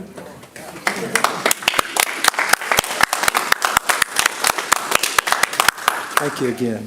Thank you, Mr. Sofka. Now, I'm really curious. Do you have on parrot socks as well? I'm sorry, what? Are you wearing parrot socks too? No. Oh, no parrot. Oh, man, my mind would have been blown. My mind would have been blown. Thank you, Mr. I don't have one in my pocket either. Well, thank you for being here, Mr. Sofka, and thank you for the jelly as well. Thank you. Next, we have our city manager update. Manager Dan. Thank you, Mayor. It's not fair having to follow something like that. Paul's awesome. I just wanted to give council a couple of updates, calendar updates, that is. So since our last city council meeting on August 5th, we've had, obviously, our PD&Z met last Monday, our MEDC met last Wednesday, and our Parks Board met for the first time last Thursday. So staff was very busy 3 nights out of 4 last week. We also had our water tower design committee. I think we've completed our task, so it's pretty exciting. Landmark is work. I know it's really exciting. Landmark's working on that final design so that we can share that with council and share that on the website and everything. So thanks to all that participated. Mayor Martin was on the committee, Crystal was on the committee, Erica Davis was on the committee, and then some staff folks too. So it was a lot of fun. While they did a good job keeping us on track. So last week we also had our monthly meeting with BDD4, the Drainage District in Pearland. We had our monthly meeting with the Chamber, also known as the Alvin Manvel Area Chamber of Commerce, but we're starting to see a rebranding happening there, so it's just the Chamber, and we know what we're talking about, right? Anywhere in the Brazoria County area, if we just say the Chamber, I don't know. We're trying to see if it'll stick. And then we had our monthly meeting with Meridiana as well. Then coming up this next week, PD&Z will be again this coming Monday night. Labor Day, of course, the holiday that Monday, September 2nd, which, as Tammy mentioned, our council meeting will be September 3rd. And then finally, the next farmers market right here on September 7th. So that's all I had for you tonight, Mayor. Awesome. Thank you, Dan. Appreciate that. We now have the consent agenda, council. Any comments or questions? Do I have a motion for the consent agenda? And I'll second that. We have a motion from Councilman Bonner, a second from Councilman Hudson. All those in favor? All those opposed? Motion passes unanimously 7-0. Our first item on the regular agenda is consideration of possible action to fill the unexpired term for position 6 of the Manvel Economic Development Corporation Board. And Tammy, I'll have you present this item. But first, for council, for you guys, I'm sure you're well aware, the public as well, this is filling the term for Karen Kinlaw. Karen was a longtime Manvel resident. She served on the EDC board for 20 years, and she recently passed away. So please keep her family and friends in your prayers, as she will be sorely missed. But with that, with her term, we have the opportunity to fill the remaining, which I believe is through the rest until next March, correct? So Tammy, can you present what's in front of us tonight? So tonight we have an application for Derek Dalmelin. He's a forever Manvelite. Born and raised here and owns a business locally. Derek's shown interest in multiple boards, so with this one just filling the term, we reached out to see if Derek would be interested in being considered for this board. We had one other applicant that didn't qualify due to the requirements of where they have to live within the distance from the city limits. So Derek is here this evening, if anyone has any questions for him. Thank you, Tammy. Derek, I'd like to have you come forward and say a few words. I was going to give you a choice, but I was like, hey, you probably won't take it, so I'm going to make him come forward here. So, hello, I'm Derek Dalmelin, and like Miss Tammy said, I've lived in Manvel my entire life. I've been on a few boards already. I'm currently on the Zoning Board of Adjustments. We meet as needed, so it's not a large requirement on my part. I'm also involved in the city. I own a business, and I operate the city in the business. I have 3 beautiful daughters that are heavily involved in the city, and I'm looking forward to give back in any way we can. Thank you, Derek. Council, any comments or questions for Mr. Derek? Okay. Council, do I have a motion to appoint Derek to the EDC board to fill the unexpired term? I'll make a motion. We have a motion from Mayor Pro Tem Sarmiento. No, I'll second that. And we have a second from Councilman Hudson. All those in favor? All those opposed? Motion passes unanimously, 7-0. Congratulations. Thank you. We also have 2 of our other EDC board members here, our president, Jason Black, and also Mr. Donald Atkinson. Thank you, gentlemen, for being here tonight. Agenda item number 2, this is consideration and possible action to approve the second and final reading of ordinance 2024-0-24. We started this in the workshop. Dan, if you could just give us an overview of what this is tonight, and then Mayor Pro Tem, I know you had a comment or question you wanted to make, so we'll turn it right over to you. Sure, thank you, Mayor. So on the second reading, typically the second reading of an ordinance can go straight to the consent agenda, but at your first reading you asked for one small change, and that was to remove the requirements of the stove size. And so you've got 2 different documents in your packet tonight. One of them is literally highlighted to show you what those changes are, and then the other one is the clean version. So that's the only difference from the first reading. All right, thank you, Manager Dan. And the other reason why we kept this on the regular agenda is Councilman Lands had some questions and comments and wanted some research done about registration requirements. We did talk about that some in the workshop, but Mayor Pro Tem, we were going to turn it over to you next. Did you have something you wanted to add or say? Yes. So the idea popped in my head after I heard Councilman Lands mention something about the parking and those type of things. So when we talk about the HOAs, it's my understanding that we can, as a city, adopt this, but each HOA can choose to not allow that in their communities. So I do think that we probably, I'm sure most HOAs know, the board members know that we're adopting this, but I still have the concern that Councilman Bonner brought up a while back was, and this isn't in any means trying to say we're going to regulate people, right? But how are we going to regulate whether we don't want to overregulate our citizens, right? It's a free country. However, how are we going to make sure that these ordinances are being followed, one, and two, what are the fees that are going to be associated with this? Do we have that information? We don't yet. Okay. That would be the next step. Again, the permit itself, and I think we have a fee schedule update coming up here pretty soon. I think perhaps at the next meeting. It's coming up soon. Anyway, we'd have to actually figure out the permitting process on how this will happen. Again, right now, candidly, it could be happening right now, and we don't know about Exactly. it. So it's kind of like the Chief. I don't know if you'd agree with me on this, but it's like the 85th percentile. The way that you're supposed to set a speed limit is you capture traffic data over a certain amount of time, and 85% of people will travel comply at a safe speed. Not everybody. Some people are going to speed no matter what speed limit you put. Some people are going to drive slow no matter what. So we're not going to catch, if you will, everybody. But this is so much more than what we have now, which is zero, which is nothing. Mm-hmm. So this at least provides the process, that, if you will, that you would follow. How would it get enforced? Just like any other code enforcement, most likely it's going to be a neighbor that is going through it or has been through it, and suddenly instead of having 2 code enforcement officers, we have 20,000 code enforcement officers. That's usually what happens. Agents. Yeah. And then also, what would be the penalty if they are caught leasing this out or it not being, what's the word, consanguinity? Did I say it right? Well, the fine range for zoning violations is up to $2,000. It's up to $2,000, and that's at the discretion of the code enforcer? Well, it's per day, per day. violation. Okay. All And right. that's really, that's up to the judge. If the first offense probably wouldn't be the max, but that's just the potential range anyway.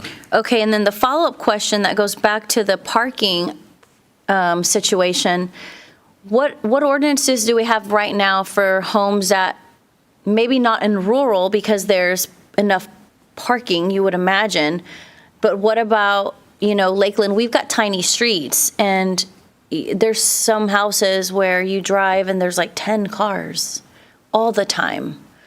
Do we have anything in writing that would help mitigate that, or?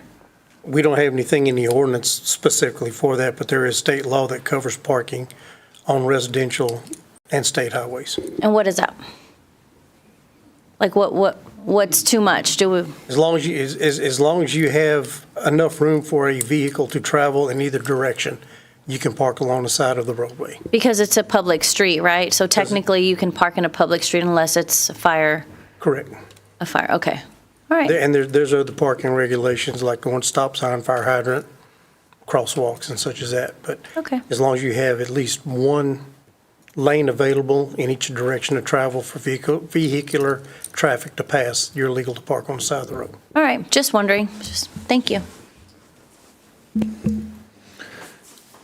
I'm not as much worried about the ordinance as I am about what it's going to cause in compliance.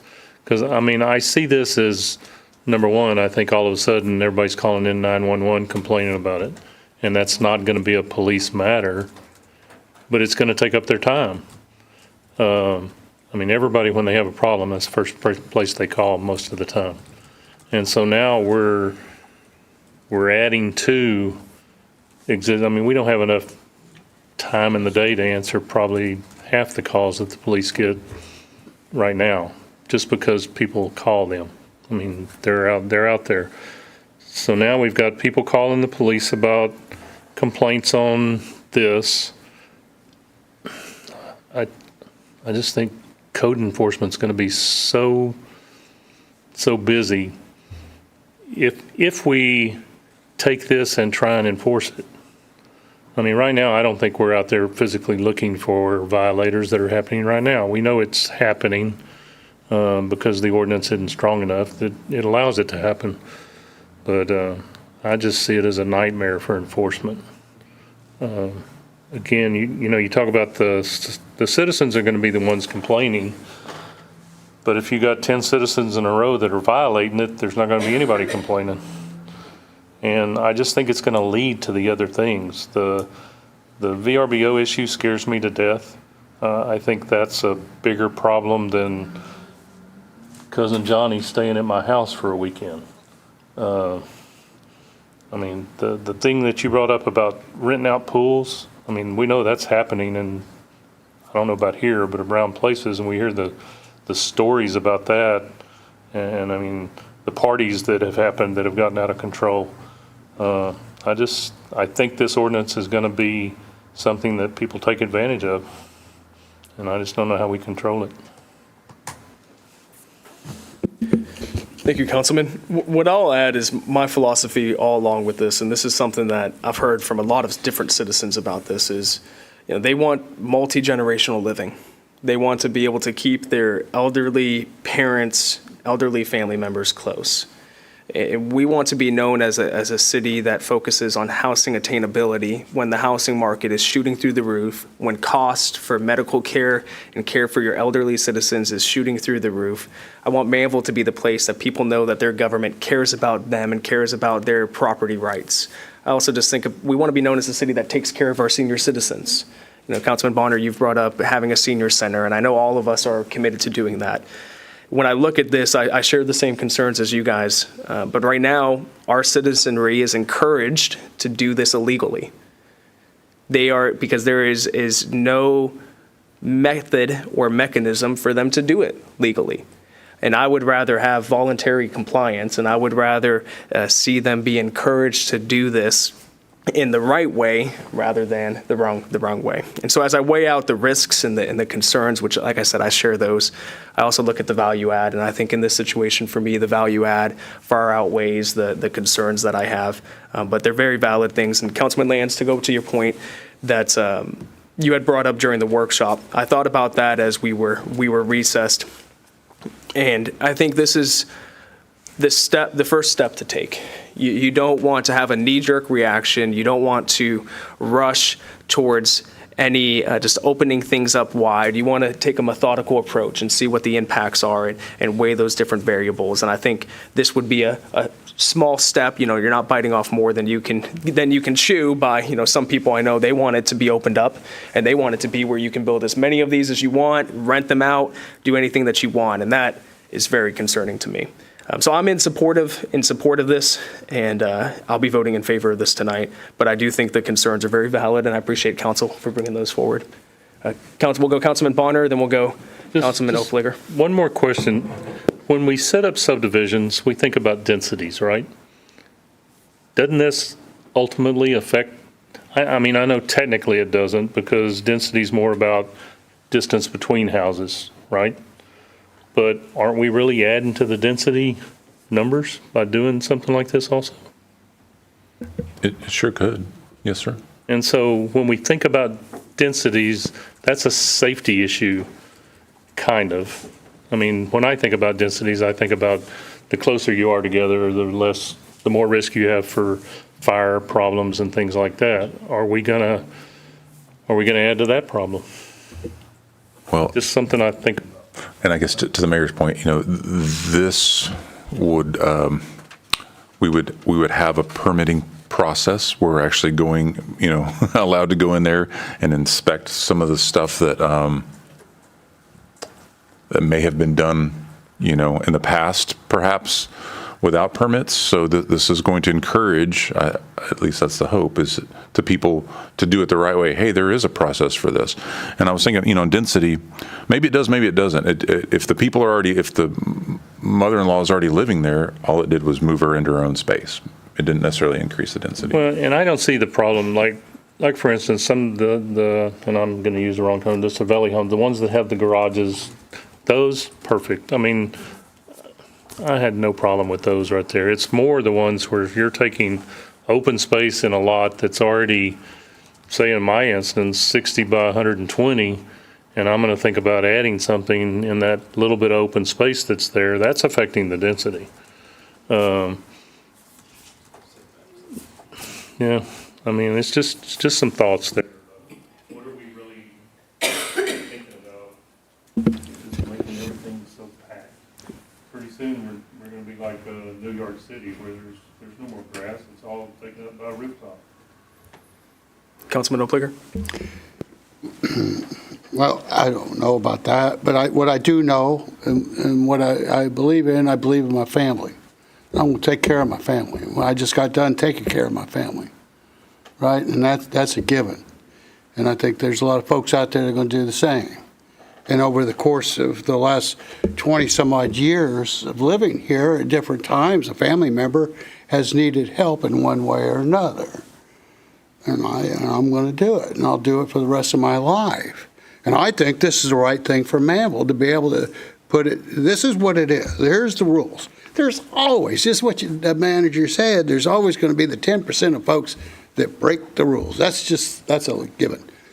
But I promise you that that will root itself out, right? Because the neighbors, you'll know it when you see it, right? You will know it when you see somebody breaking the rules, and you've had it up to here with that, right?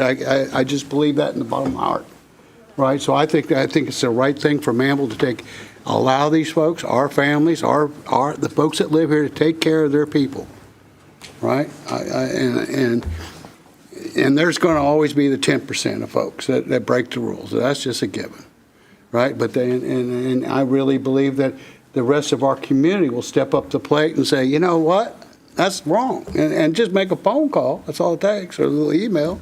Let code enforcement manage it just like they do a lot of other things around here. But number one, we're going to take care of our own people. That's just what I believe. Thank you, Councilman.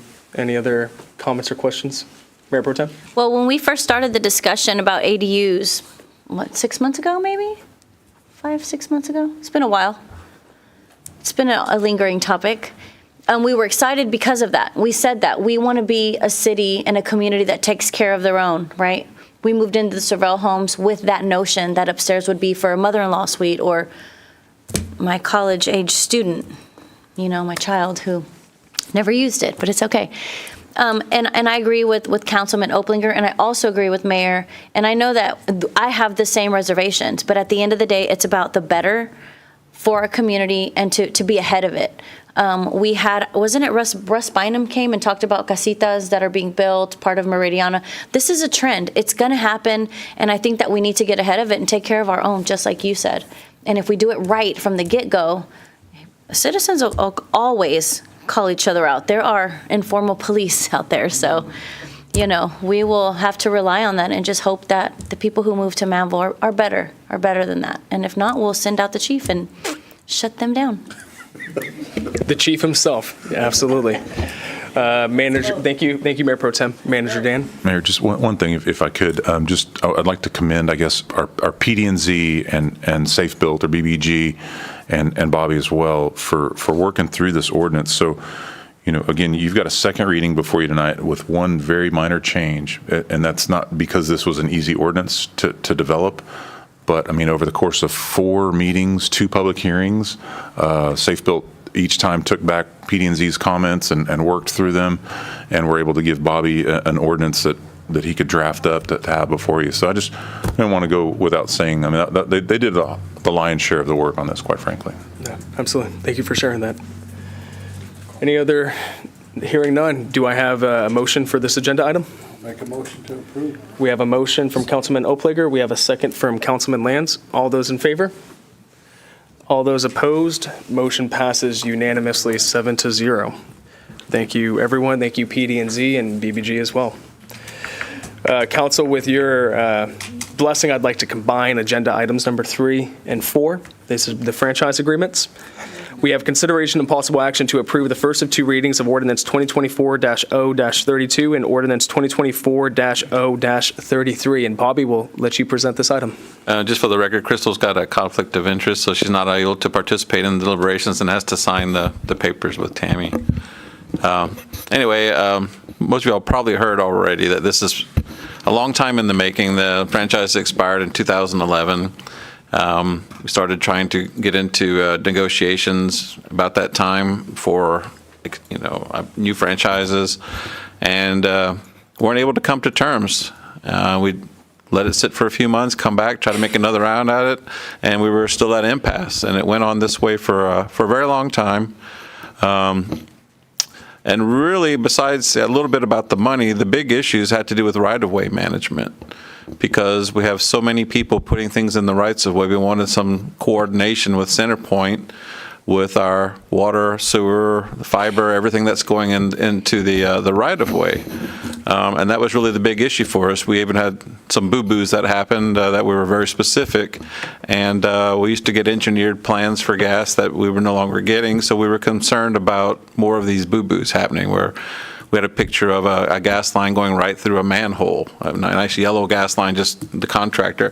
And it's really, obviously not CenterPoint, but it was CenterPoint's contractor probably that wasn't doing what they were supposed to be doing. But the end result is we really wanted better coordination with that, and we pretty much fought hard for that. And I guess then when Mayor Davis came on board, he wanted to make another run at it. And CenterPoint, to their credit, was really wanting to work with us. And we made some serious gains in right-of-way management and coordination. And I think that's going to go a long way, to stop these boo-boos, which ultimately cost either or both of us, or one of us or both of us a lot of money. Maybe other people are going to be without power, internet, water, all that sort of thing. And hopefully they'll maybe take some of this and use this as a standard for other cities, because I think this kind of coordination and cooperation is going to benefit the citizens ultimately. And then when we resolve the final, after that, the final things were just basically the past couple of months getting through finessing the wording. So we really have, miraculously, after 13 years, we've got the gas franchise ready to go and the electric franchise ready to go. And with the CenterPoint, I think Jason Fabre gets the longevity award. He's probably worked on this for 10 years. April gets the moving the needle in record time award for the gas side, and Kyle gets to finish it up.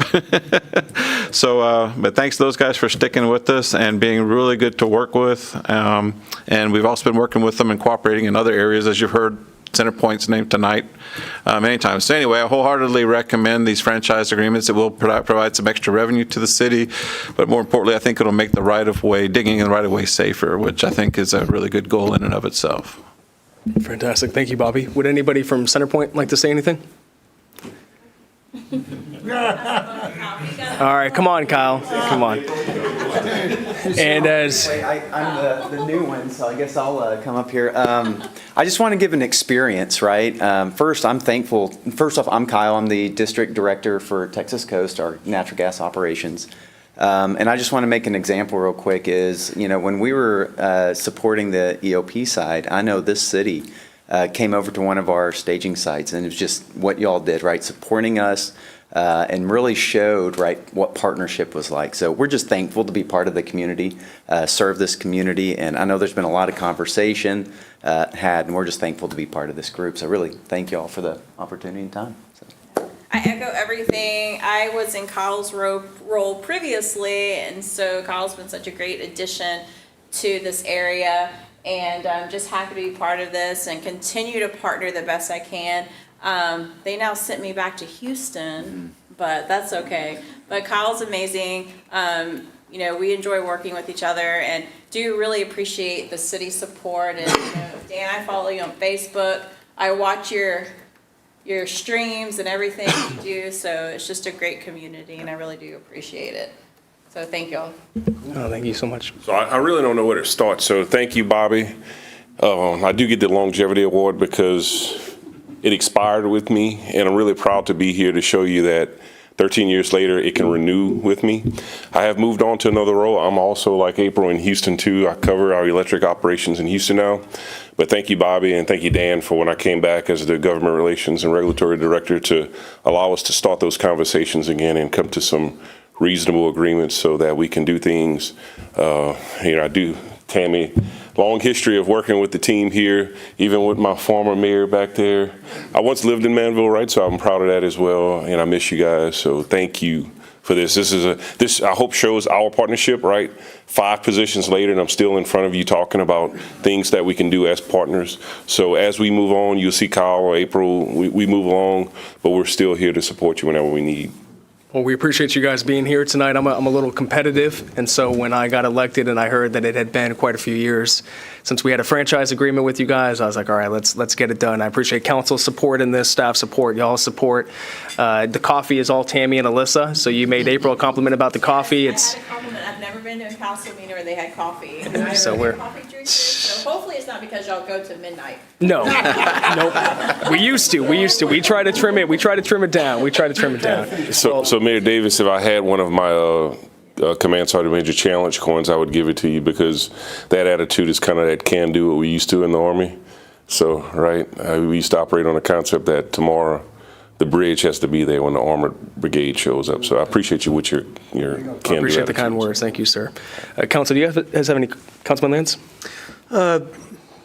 Bobby, I kind of caught my ear when you mentioned about the pipe running through the manhole, because we didn't have updated drawings of the gas line locations.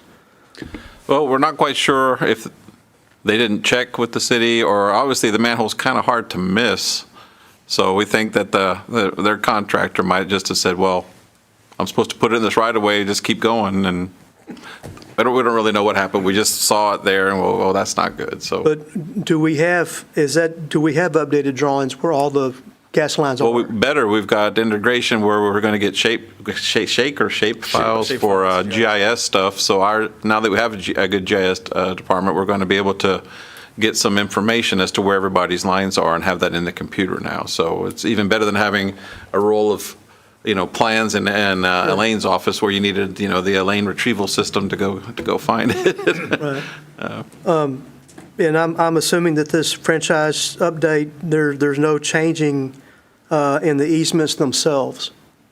It's the same easement, same width, same regulation. Well, the right-of-way has to be there first for them to be able to use it. So as if we obtain additional right-of-way for new developments and stuff, they'll be able to place the line in any city right-of-way. So if we get new right-of-way for new developments as they plat, they'll be able to put gas lines into the new houses too. Okay. And we worked out the issues that you said you had some issues with, like the lines and who's going to maintain and all that. So that's been worked out to the city's satisfaction. Well, like I said, it's a right-of-way management. We have an ordinance before that. But this is, better because we're going to get, up-to-date computerized information. Okay.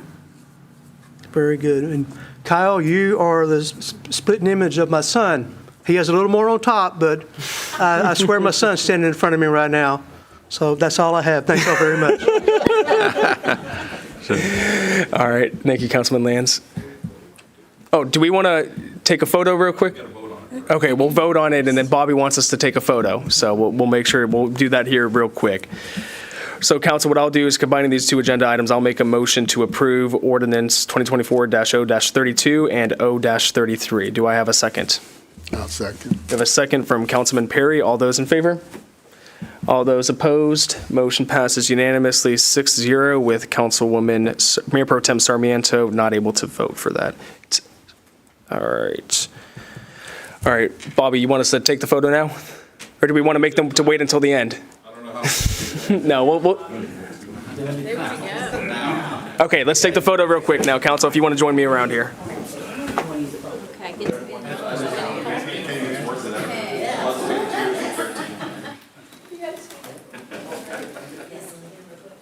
13 years. 13 years. 13 years. I think we were a little less gray, but this started out. It's a great day, man. It's a great day. It's a great day. It is. They both looked a little less gray when we started. Appreciate you, sir. How are you?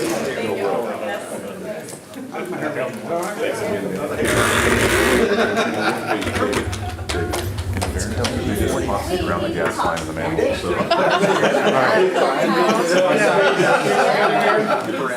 Squeeze I know.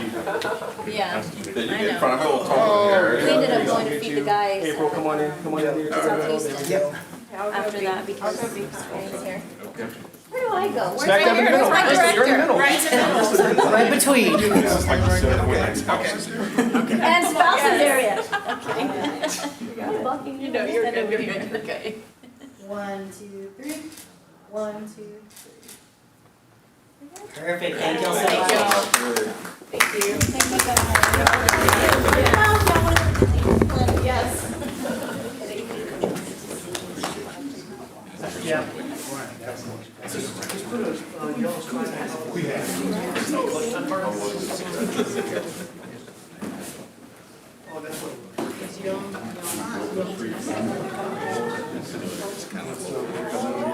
All right, moving along here, moving along. Let's not look back. April, Kyle, thank you guys. Appreciate y'all being here. Agenda item number 5, this is consideration and possible action to approve resolution 2024-R-27. Dan, we'll turn this over to you. Thank you, Mayor. So this is just Mud 56, which is one of the Meridiana muds. They're ready to go out for about a $5 million bond, and this is just giving them consent to do so. Tammy and I talked about this. So some of the muds are already built in where they can just do this. It's just maybe a signature from the city manager and they move on. But to I guess, have consistency, I guess, is what we're trying to do. So I don't know if your pleasure is to have these on the consent agenda in the future, that's fine. There's again, it's all the mud and their own financing, their own financial advisor and everything else. But we just wanted it to be as public as possible. Yeah, I appreciate that, Dan. Council, any comments or questions? Would you guys see any issues about including these in the consent agenda moving forward? Okay, we'll do that for moving forward then, so appreciate that. Do I have a motion for this resolution? We have a motion to accept from Councilman Bonner. Do I have a second? I'll second. Okay, we'll give it to Mayor Pro Tem Sarmiento. I don't think we've got you for one yet, so we'll give it to Mayor Pro Tem Sarmiento. All those in favor? All those opposed? Motion passes unanimously 7-0. Agenda item number 6, consideration and possible action to appoint Jose Abraham as the city's zoning official to administer and enforce the zoning regulations of the city, section 77-3 of the city code. Thank you, Mayor. So as we talked a little bit in the workshop, so Joe's was our zoning official by designation, and then Joe's left for a little bit. And so we had made Evan, I believe. Yes, Evan was our zoning official for the last 3 or 4 months. Joe's is much wiser now, and he came back, and he's probably listening right now. So, so we had Evan and Joe's have compared notes, and they're good with him handing it back to our staff member. So. Awesome. Thank you, Dan. Yes, sir. Any comments or questions from council? Do I have a motion to appoint Jose Abraham? We have a motion from Councilman Lands, and we have a second from Councilman Perry. All those in favor? All those opposed? Motion passes unanimously 7-0. Agenda item number 7, consideration and possible action to approve the city manager's designation of the 6-month rotational schedule designating an acting city manager to perform the duties in the case of his absence or disability as required by section 5.02F of the city charter. We did cover this during the workshop. Any other comments or questions from council? We will be talking about the ACM position in the near future, so we'll make sure to get that on the agenda because our Mayor Pro Tem brought up some good points about that during the workshop. This agenda item was discussed then. So do I have a motion for this agenda item? Make a motion. Okay, we have a motion to pass from Councilman Hudson. Okay, we have a second from Councilman Opliger. All those in favor? All those opposed? Motion passes unanimously 7-0. Agenda item number 8, consideration and possible action to approve the 10th amendment to the amended and restated development agreement between Sedona Lakes Municipal Utility District Number 1, Brazoria County, and the City of Manvel. Manager Dan. Thank you, Mayor. And I believe we do have the applicant here, and also Safe Built is also here. If you'd like to have any questions for them, I guess. So this, like you said, this is the 10th amendment. So Sedona Lakes, that mud, there is still some developed area left on the south side of Mustang Bayou, and that's what this is about specifically. I don't know if you want to invite the applicant up. Yep. If you could just state your name for us tonight and who you're with, and thank you for being here. Sure. Yeah. Good evening, Mayor and Council. Thanks for having us here today. My name is Adam France. I'm a senior planner with BGE. We're the land planning and civil engineering consultants working on the project. This item has been a long time coming. We've worked with the developer Ashton Woods, city staff, as well as the mud attorney for the mud board on this for quite some time. This is just one of the many entitlements items that we're getting done for the project. Really just addressing a couple of high-level items, updating of the master plan, an allowance for construction phasing of the northernmost detention pond adjacent to Mustang Bayou, and then allowing for access to the lift station adjacent to that pond to be provided by a temporary access easement until such a time a right-of-way can be built and dedicated. Awesome. Thank you, Adam. Council, any comments or questions? It'll be the northernmost detention pond. It's not built yet. It's proposed to be built adjacent to Mustang Bayou, east of proposed County Road 94. So the majority of the property south of Mustang that's in this mud is in the floodplain. So that's part of the reason that this hasn't been developed yet. Correct. Yeah, there's a lot of moving parts, including the five-way road construction agreement between, the developer, the city, Brazoria County, as well as another property owner, and the Gulf Coast Water Authority is also involved in the agreement. So there's a lot of moving parts in order to help get this development off the road, as well as other commitments that have to be done by other property owners as well. So does it extend? Is it 94 that you said this is?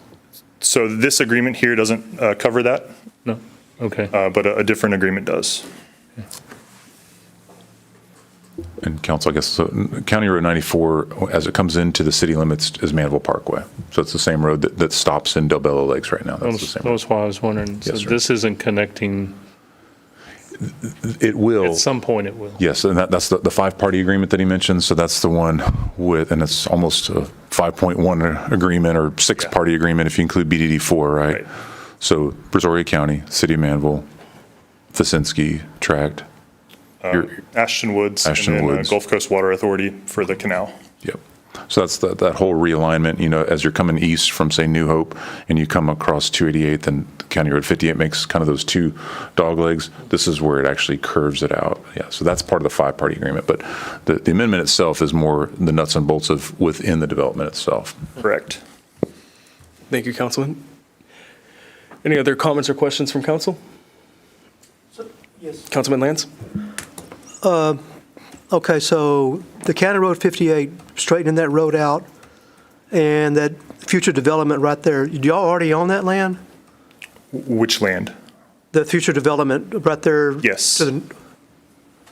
So Ashton Woods, the property developer, owns all 132 or 36 acres. Yes, sir.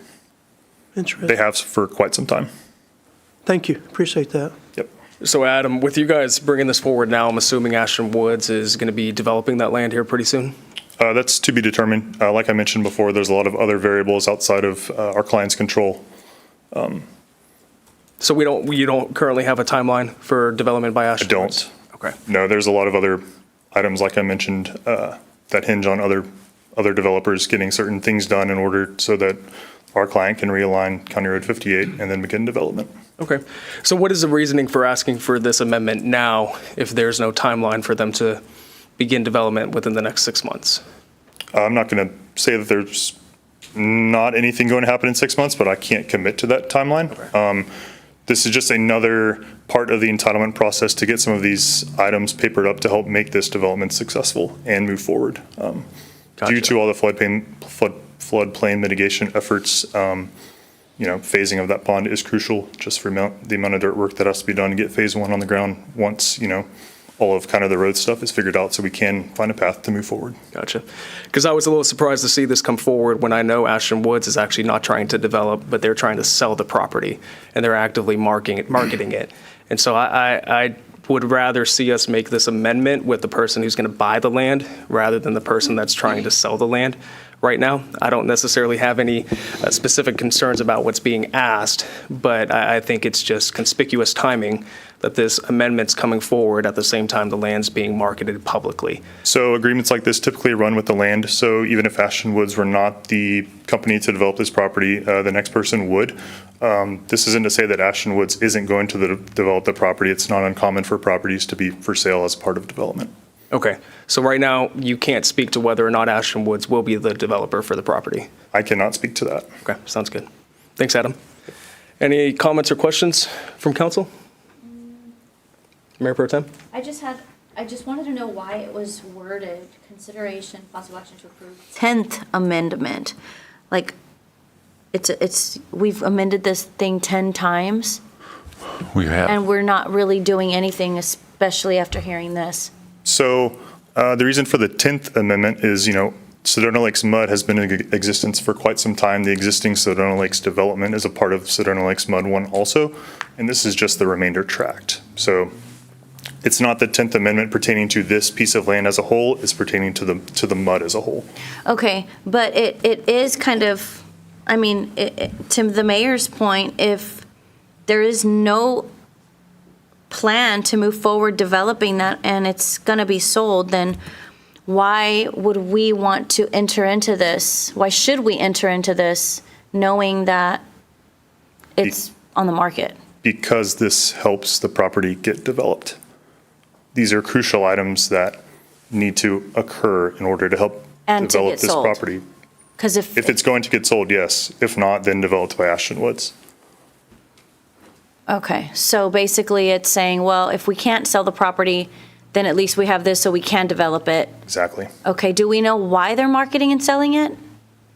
And not their It's original? not uncommon for properties to be for sale as a part of development. That's not uncommon. No, I get that. I'm just saying, like, is there a specific reason? Developers are in it to make money. We get that. I'm all for business and profit. However, there has to be some underlying issue of why it's not moving forward. There's a lot of outside variables, like I mentioned before, that, with the adjacent Visinski project, county road and other county road improvements that need to be made. Okay. So there's a lot so that's there's a lot going of on moving that needs to parts. move forward in order to be able to develop Right, and so it this is just properly. one more thing for our team to check in order to make this project feasible. Got is it. getting this agreement approved. Okay. We updated the land plan, so the land plan was outdated. That's the reason for it. And then the phasing of the pond and access to that lift station. Okay. Thank you. You're welcome. Thank you, Mayor Pro Tem. Manager Dan, is there anything that you would like to add? No, I was just thinking about as far as it being the 10th amendment. So, this goes back to, I think the first one was Marlin Atlantis. I remember Steve McGlisky was the representative way back then, and then Buck Triggers. I don't remember what his company was. Endeavor. Yeah. And they had it for years. And then this portion was always going to be the last portion because it's the most difficult to develop, of course. And not only have, the developers changed over the years, the engineers have changed. This is the only mud, I think, that we have in Manvel that the mud engineer has actually changed throughout time. Right. The other ones have stayed consistent with the design engineer. So it's a big piece of property with a lot of external and peripheral encumbrances. So County Road 58 is its own animal. The traffic signal that needs to go there with County Road 58 and 288, and then just the fact that there's a 5-party agreement it probably took us 5 years to develop that agreement because of all of the different entities and trying to cross over a BDD4 ditch and a Gulf Coast Water Authority. So it's a tough It sounds complicated. It really is. It really is. So, Okay, one more question on that then. So if this doesn't pass tonight, who directly does it affect? Ashton Woods, Ashton Woods. the property owner and Okay. developer. So currently, the homes, I'm looking at this massive map. So it wouldn't directly impact the existing homes in Sedona or anybody that's already there. It would simply affect them moving forward with their plans. Should they sell? Should they not sell? Yeah, that's a great question. So if you're looking at the map, everything north of Mustang is developed. I think I can see, yep, everything. So this is just that last portion where it says future development on the very southern end, right next to the right next to Dolores Martin Park, which is next to the trailer park there. Mobile home park, excuse me. Oak Tree. Sorry, Oak Tree, thank you. Oak Crest? Oak Crest. There we go. Close, it was close. Rewind. Let's go Councilman Oplager real quick. I think he has a question. or So comment. one real quick question. So improvements to Mustang Bio would help everybody else downstream. Is that correct? Would that be a fair statement? So improvements if they're to gonna Mustang Bayou improve- and providing additional detention that Yeah, certainly so, has but a are benefit they- to the project. But it's going to widen the bayou, deepen it? I can't speak to the specifics of that particular project, but I can just speak overall to this Sedona Lakes future development phase.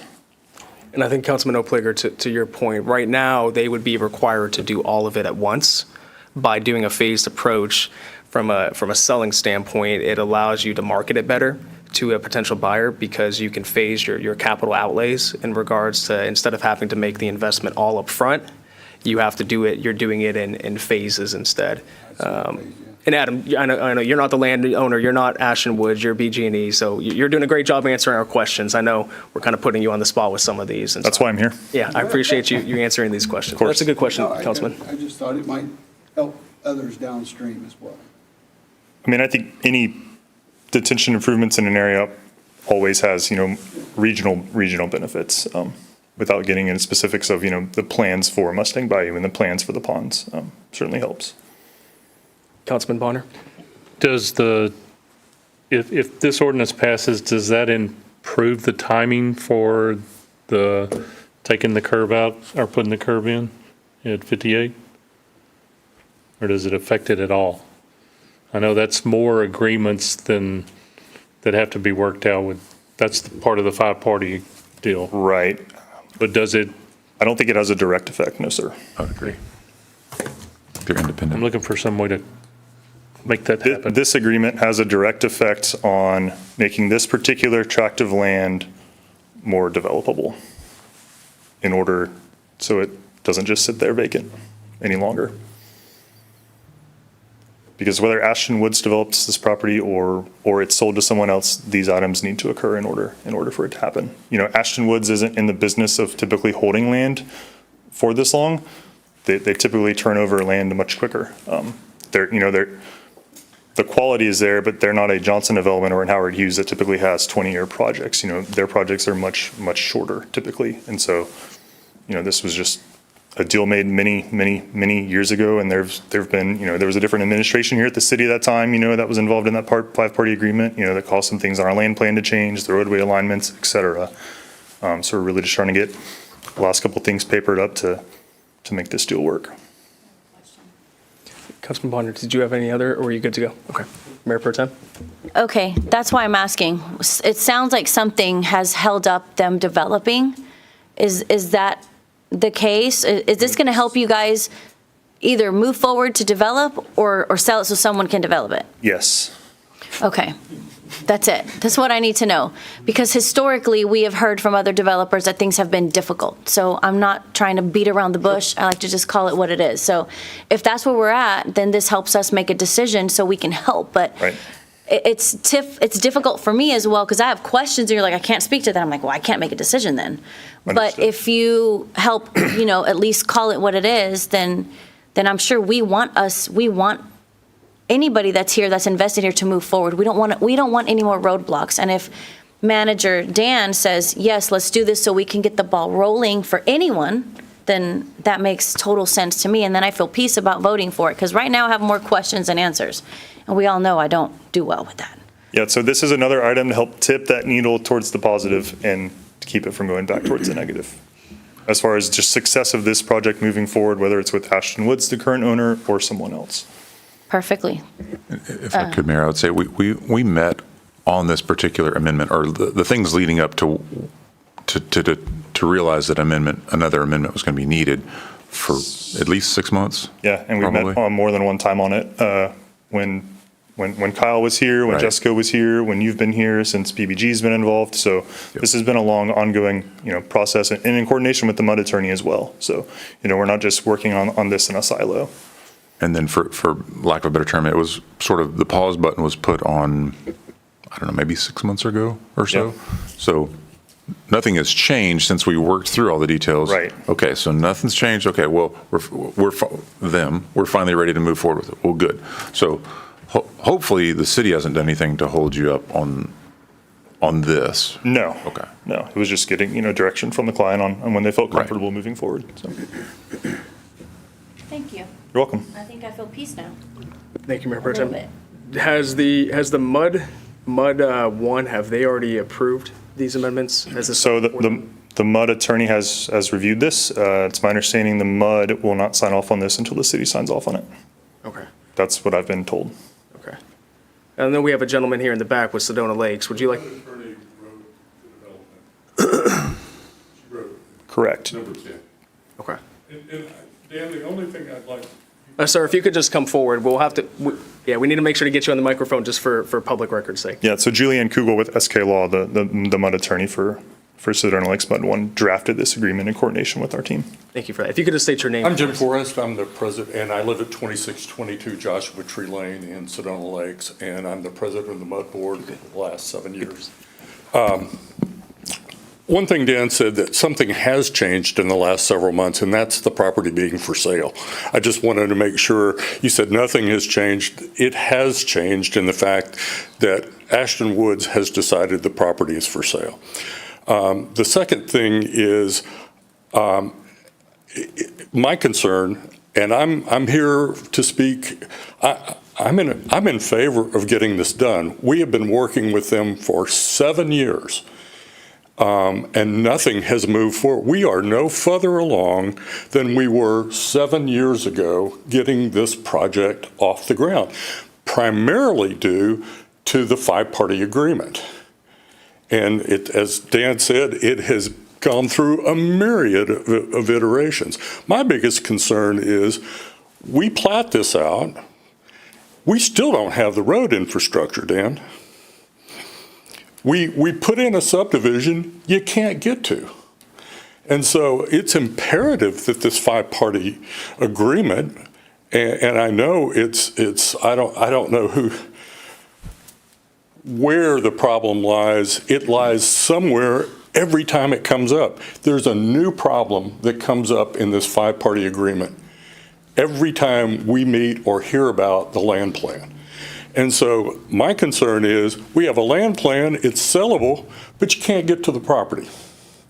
So I just wanted to bring those two items up, and we are in support of this. As I said, our attorney did write this on behalf of Ashton Woods, and so we are in agreement. The board is in agreement that we'd like it done.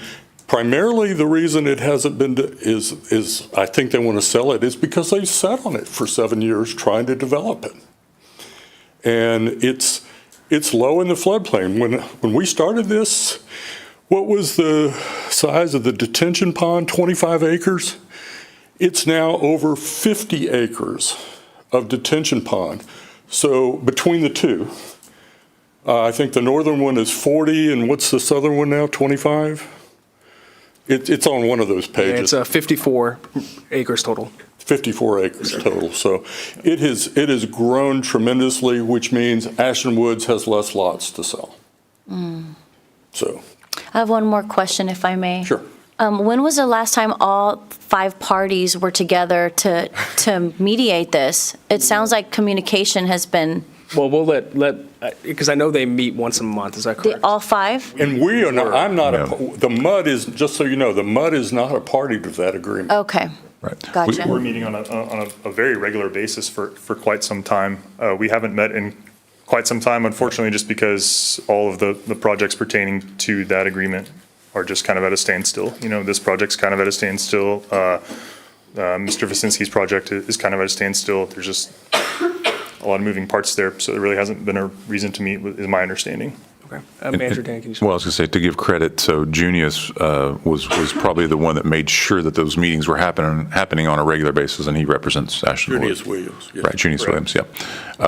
And so he was trying to push the rock uphill. So the issue, the five-party agreement, step one was to all agree on the alignment of the roads. So once we got there, then that's great. But at some point, somebody has to move first.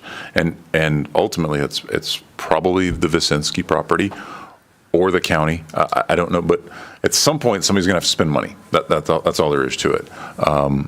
For better or worse, none of those is the city. If it was a city project, then I would probably just bring it to you and, hey, let's start it off. But most of this is in the ETJ, so it's the majority is a county project. Not until it actually comes further south and turns into Manvel Parkway, then it's actually become a city limit property. So I think that's what it's been. It's just a money issue. It's just money. Just money. Just money. So what I think would be good for us to do is, Dan, let's have that on a future agenda, whether it be the next one or the one after, and let's see if we can get a representative for all five parties in here, and let's see what we can make happen there. It's, the city's not funding this project. It's not a city road. Most of it's not in the city limits. But if we can do something there, I know Mr. Vicinski's asking for some things for the city that are a very big ask that I personally wouldn't agree to. But we'll see what council thinks about that. I think we should be prepared, council, that whoever buys this land is going to ask us for some things. I have a suspicion because Ashton Woods looks at it and says it's not going to be profitable for them. So that's the reason why we're selling it. So who's going to come in and buy next is a concern of mine. I was going to vote no against this tonight. I think Ashton Woods is not being a good partner by trying to ask us for this development agreement. Saying that they're presenting it as though they're going to develop, when the reality is they want this agreement solely to be able to sell it. If they had come forward and if they had said, and this isn't a reflection of you, Adam, but if somebody from Ashton Woods had been here and said, look, we need this to sell it. We have a buyer in hand that wants to get moving on this. We need this to sell it. I'd be all for it. But they weren't being a good partner there. But I'm here to represent the citizens. And you guys are saying on behalf of the MUD that you want to see this done. So I will vote in favor of this tonight. But I'll be watching it very, very closely. And so, Adam, you got to be on your game there. And I think having these people together and having all of those five parties to have a discussion would be good in the near future. I agree. I think it's time that we find solutions to move things forward, right? Just like I said earlier today, let's not look back, let's look forward. But there's a common theme of things getting stuck with developments and projects, and it's not to blame one or the other. And I know it's just money, but in development and in business, and money is a risk, it's an investment, and somebody's got to be willing to put it up first. So that's risky. And so I agree with Mayor Dan. I think it's important to have all parties together so we can help it move forward. I know that this council definitely wants to see things move forward if it benefits the city and the citizens in a responsible, measured, phased approach. Certainly, and we do too. That's why we're in the business we're in. Yeah. We like things to move forward. Of course. So I'm sympathetic to that, but also doing them responsibly. So that's why I asked those questions. So thank you for answering. It sounds like we now have clarity. Okay. So. Thank you, Mayor Pro Tem. I think Councilman Lands, you had something. I just kind of want to echo what you said, Mayor, and that's my thoughts. I think there's more to hear than what we're seeing just in this amendment. And I think we need to dig a little deeper and find out. I'm not saying there's underhanded here. I'm just saying that, hey, let's be transparent. We try to be transparent on this side of the table.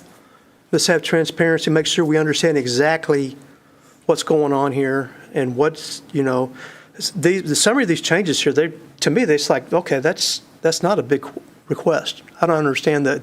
The requests seem to me very simple to me. But it does make you wonder, is this a chess move? I mean, I'm sorry, you just got to find out.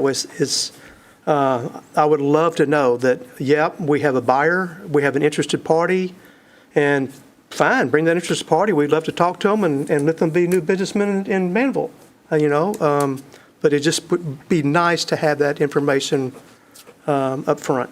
To my knowledge, there haven't been any interested parties. None. As far as you know. As far as I know, as far as I've been told. Okay. it sounds like this sounds like a problematic piece of land that most people wouldn't want to buy because it's so complicated. So it sounds to me like if we can help them move forward, maybe we can also be good partners. It goes both ways, right? Maybe Ashland Woods wants to donate the land and gift it to the city for us to do something with. We are including an ESD site as a part of the project. That had come up before, because it is so far underwater. I lived there during Harvey, and that's where the watershed had across. So they've got to bring it up. I mean, I think the original estimate was 750,000 square yards to get it out of the floodplain dam when it was sold back originally, when I forget his name, who was the other engineer. We had a developer who shopped engineers before to find somebody that would give him the right answer. So when it was sold from Marlin to Endeavor, or? No, from Land Endeavor to Ashton Woods.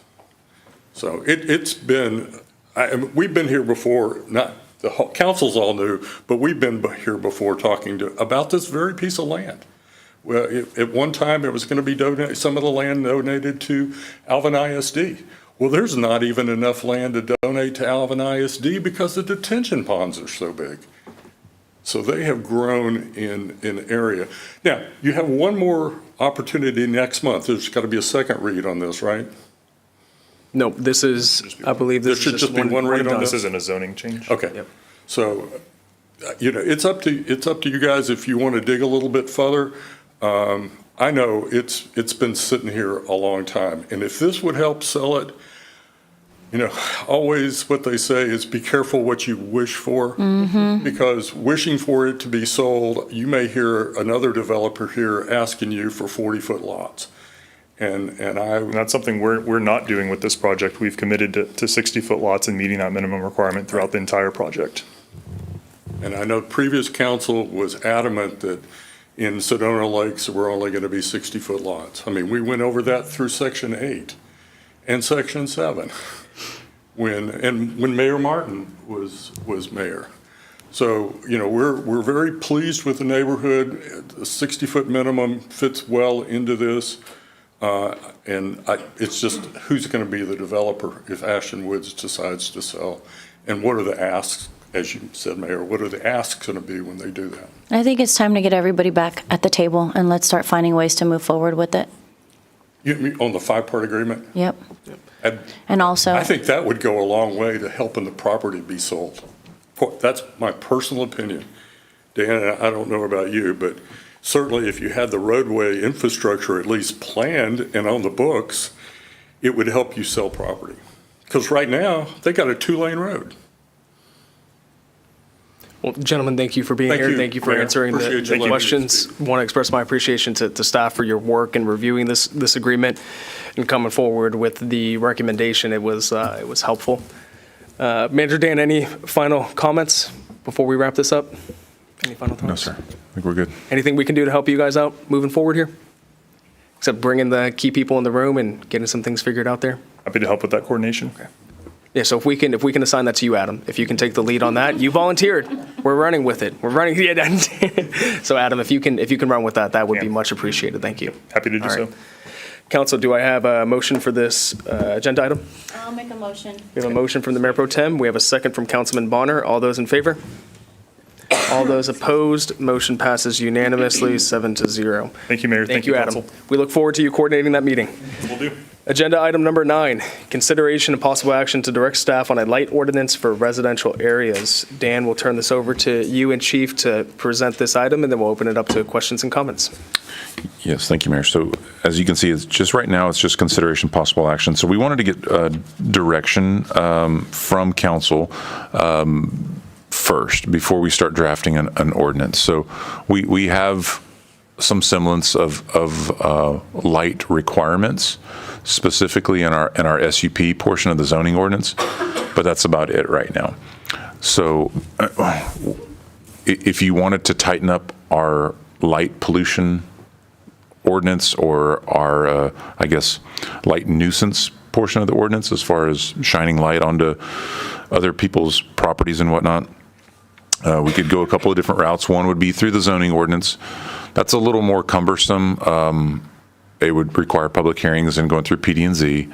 Another alternative could be just having a separate light ordinance, and that's what Chief's been doing a little bit of research along with Joe's, and again, Joe's is ill tonight, but we wanted to do it this way. Before we go down this trail, kind of get the parameters, I guess, from council. Is this something that you would like to pursue?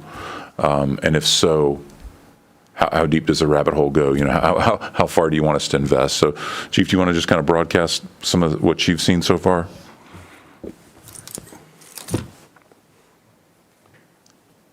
When we start looking at this ordinance, we have to be very careful on the direction we go with it. The reason why I say this is there's been conversation even tonight about the ADUs, about police response.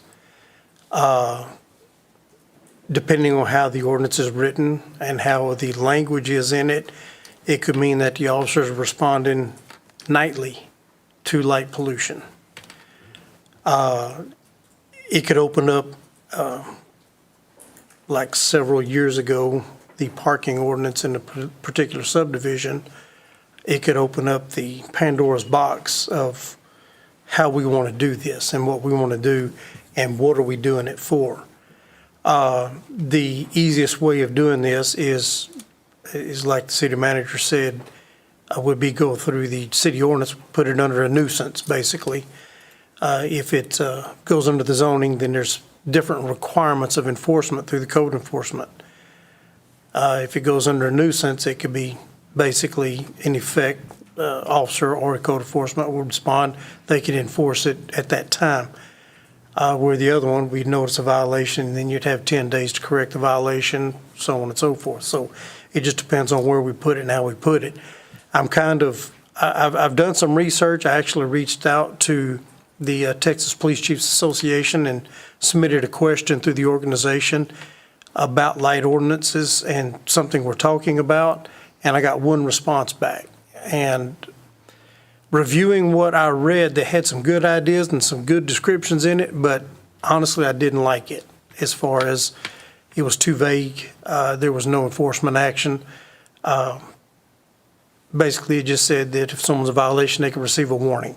That doesn't do us any good. You don't have any teeth in the ordinance. So I sent this out to the city manager, city attorney, and Joe's to look at it and come up with maybe some other ideas that we could get a ordinance on the books, if that's the direction we wanted to go, that would have some teeth, that would not, it would be more of the nuisance side of it, where there's intentional light, or there's intentional harassment, or there's intentionally doing something that to annoy or alarm a neighbor, instead of, okay, well, if your security light you have on your pole goes over your property lines, how do we enforce that? Do we go out there and check it with a light meter?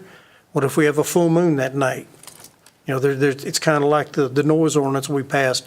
You have to find that ambient noise to calculate what the actual noise ordinance is going to be. What if we have a full moon? Well, if we have that blue moon that's just shining everything brighter than a security light. There's all kinds of variables that can go into place with it. So, looking at this, and I've been thinking about this a lot on the direction to go, and Bobby can help me talk about it a little bit, but several years ago, we tried to pass the dark sky ordinance, and it didn't go over.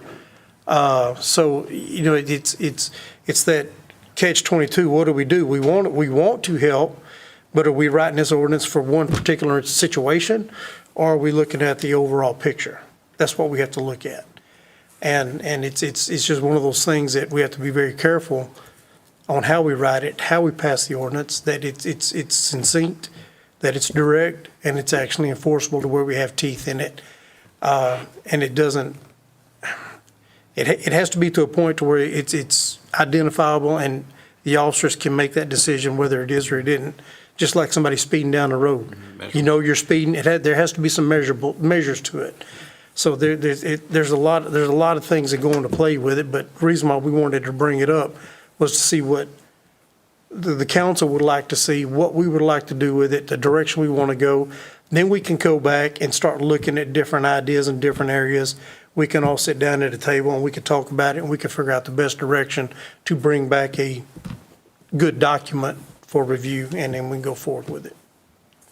Thank you, Chief. And so I believe, Chief and Manager Dan, what you guys are looking for tonight is two things. One, whether or not council is wanting to move forward with exploring this and looking at some drafts. And then number two, if there's any specific variables that council would like to see considered. Is that correct? Okay. And I'll also say I was with Councilman Jason Albert, was the one that brought up the dark sky ordinance. So thank you for churning back up that wound of that failure in the past. And so I appreciate that. But so I know Councilman Bonner and Mayor Pro Tem, you guys had brought this agenda item up previously. So I want to open up to one of you two if you guys would like to go first. I'll start. So we'll go Mayor Pro Tem and then we'll go Councilman Bonner. Okay, so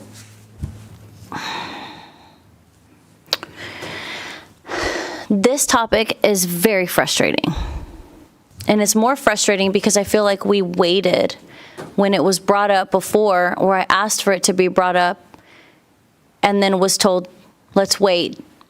And here we are responding in a reactive manner because of a situation that we all know is a very, very, it's been happening for a long time. And I don't know that the right thing to do is to say it's because of a specific situation. It is. We know that it is. However, we don't want to infringe on people's property rights.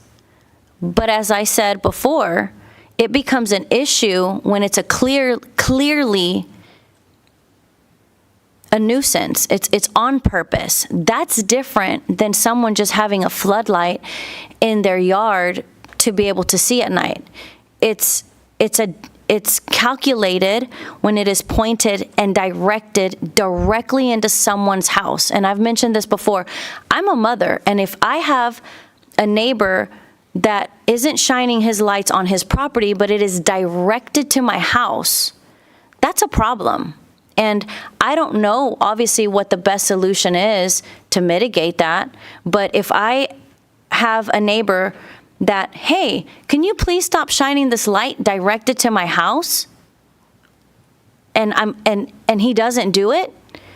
There's more. There's depth there. It's not just, oh, hey, man, I'm just trying to have my property lit up. This is a problem. And it's very frustrating because why are we in a reactive mode? We should have been proactive and said, here's what we can do is maybe not move forward with an ordinance because it's difficult, it's harder to move forward and get it done. It's a nuisance. And then we can act right away. I'm struggling with the fact that we even have to create some type of ordinance for this. This is, it's just insane. It's sad. It's still wrong. But I think that as council, it's our responsibility, knowing what we know now. It's gone way too far. I think we should have discussed it when it was asked to be discussed and done what we could then. As far as moving forward from this date on, here's what we need to do so that people don't go out there and shine their lights. Now, who said it earlier? Manager Dan said, 85% of people are going to comply. So if we move forward with this ordinance, and I highly doubt that people are going to be calling on their neighbors if they just have a bright light.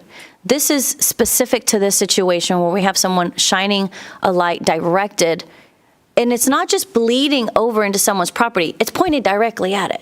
That's what we're trying to find the solution for tonight. So I think that our ordinance needs to be different. I know the state classifies it as a nuisance, or can.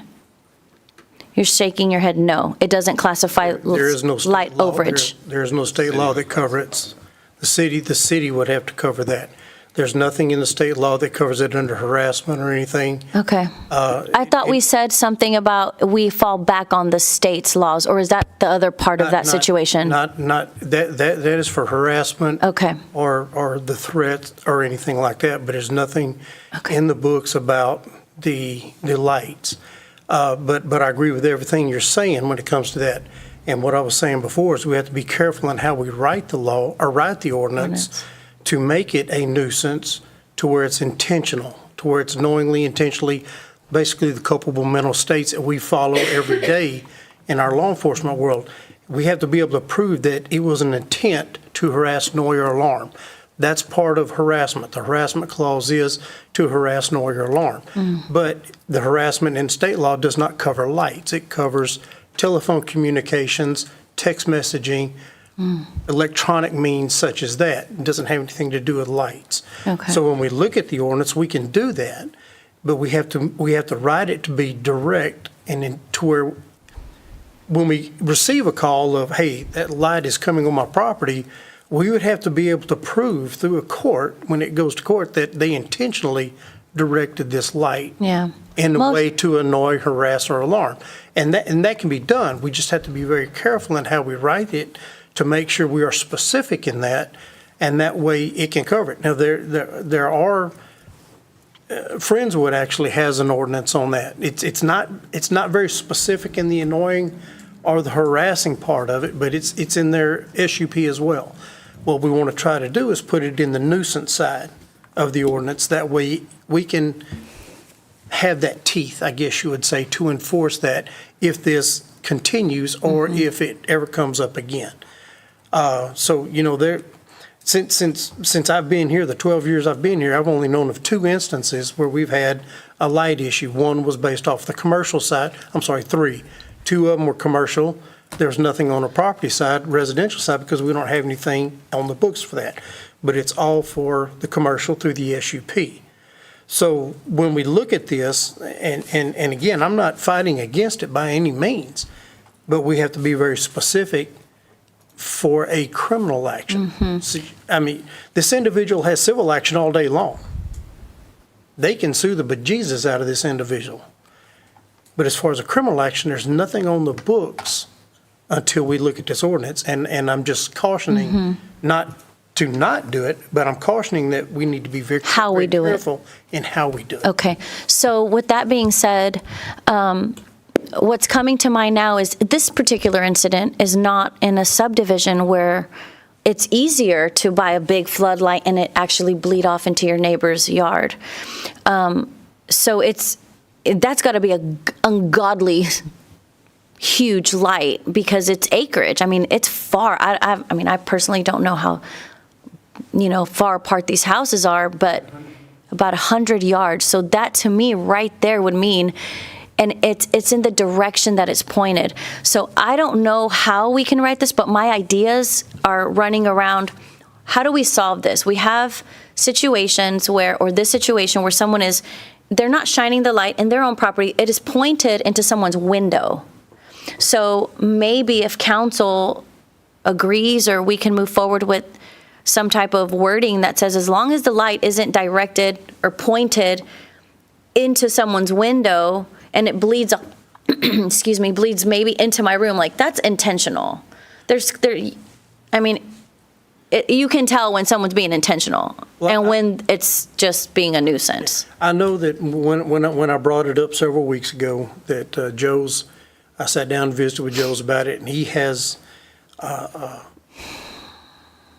some ideas because he's had some similar situations. I understand the direction that we need to go. I just kind of wanted to hear it.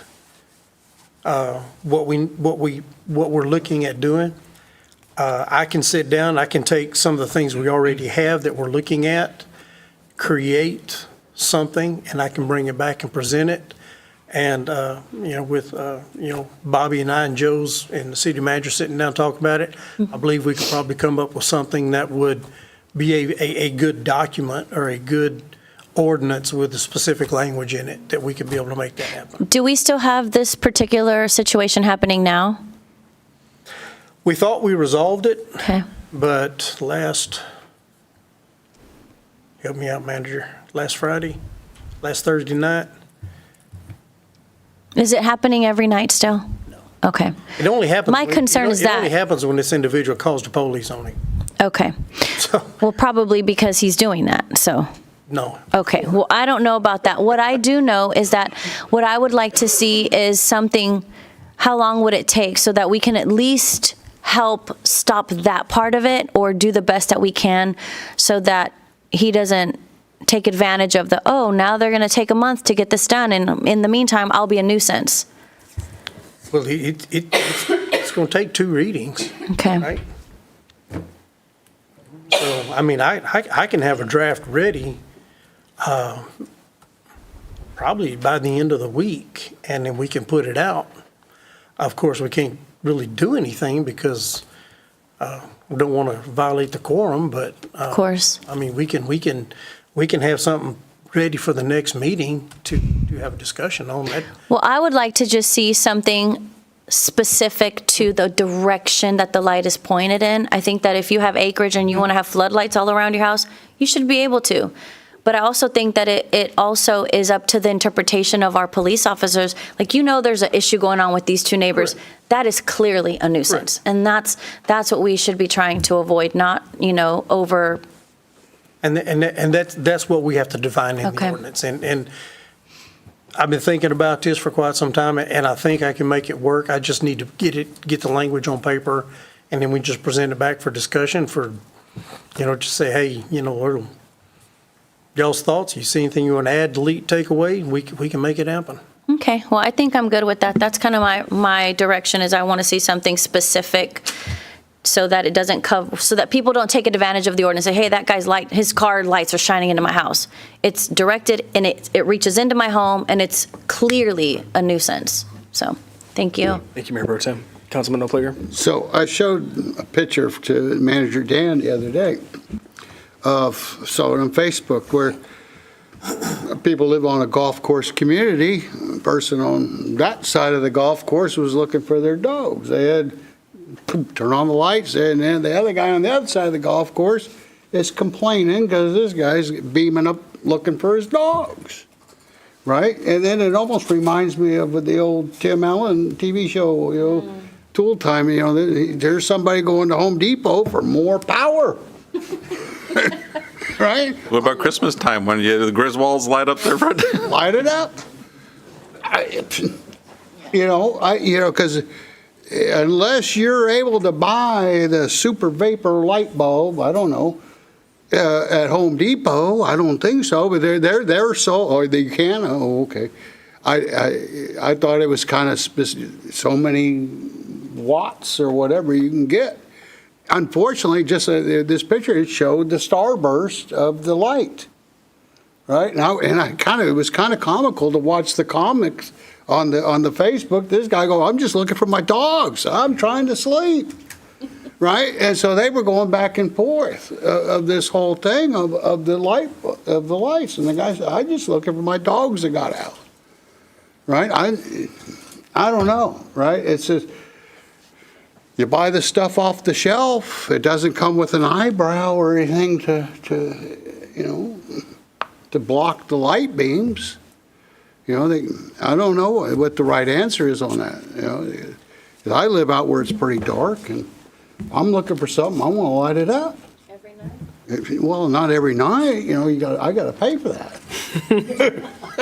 If you can, it's almost how much can you afford on your light bill? Well, I think some of the ordinances we have been looking at actually exempt a lot of that. And it's more of the intentional, not the recklessness of it, but the intentional fact to harass, annoy, or alarm.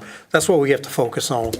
Not someone looking for their dog. Of course, the accusations were made that while he was out walking his dog, he was flashing the light in the windows. But that's still an intentional and knowingly, it's still harassment. And trust me, we want to put this to bed as fast as we can too. Oh, yes. But we just have to be intentional in how we do it.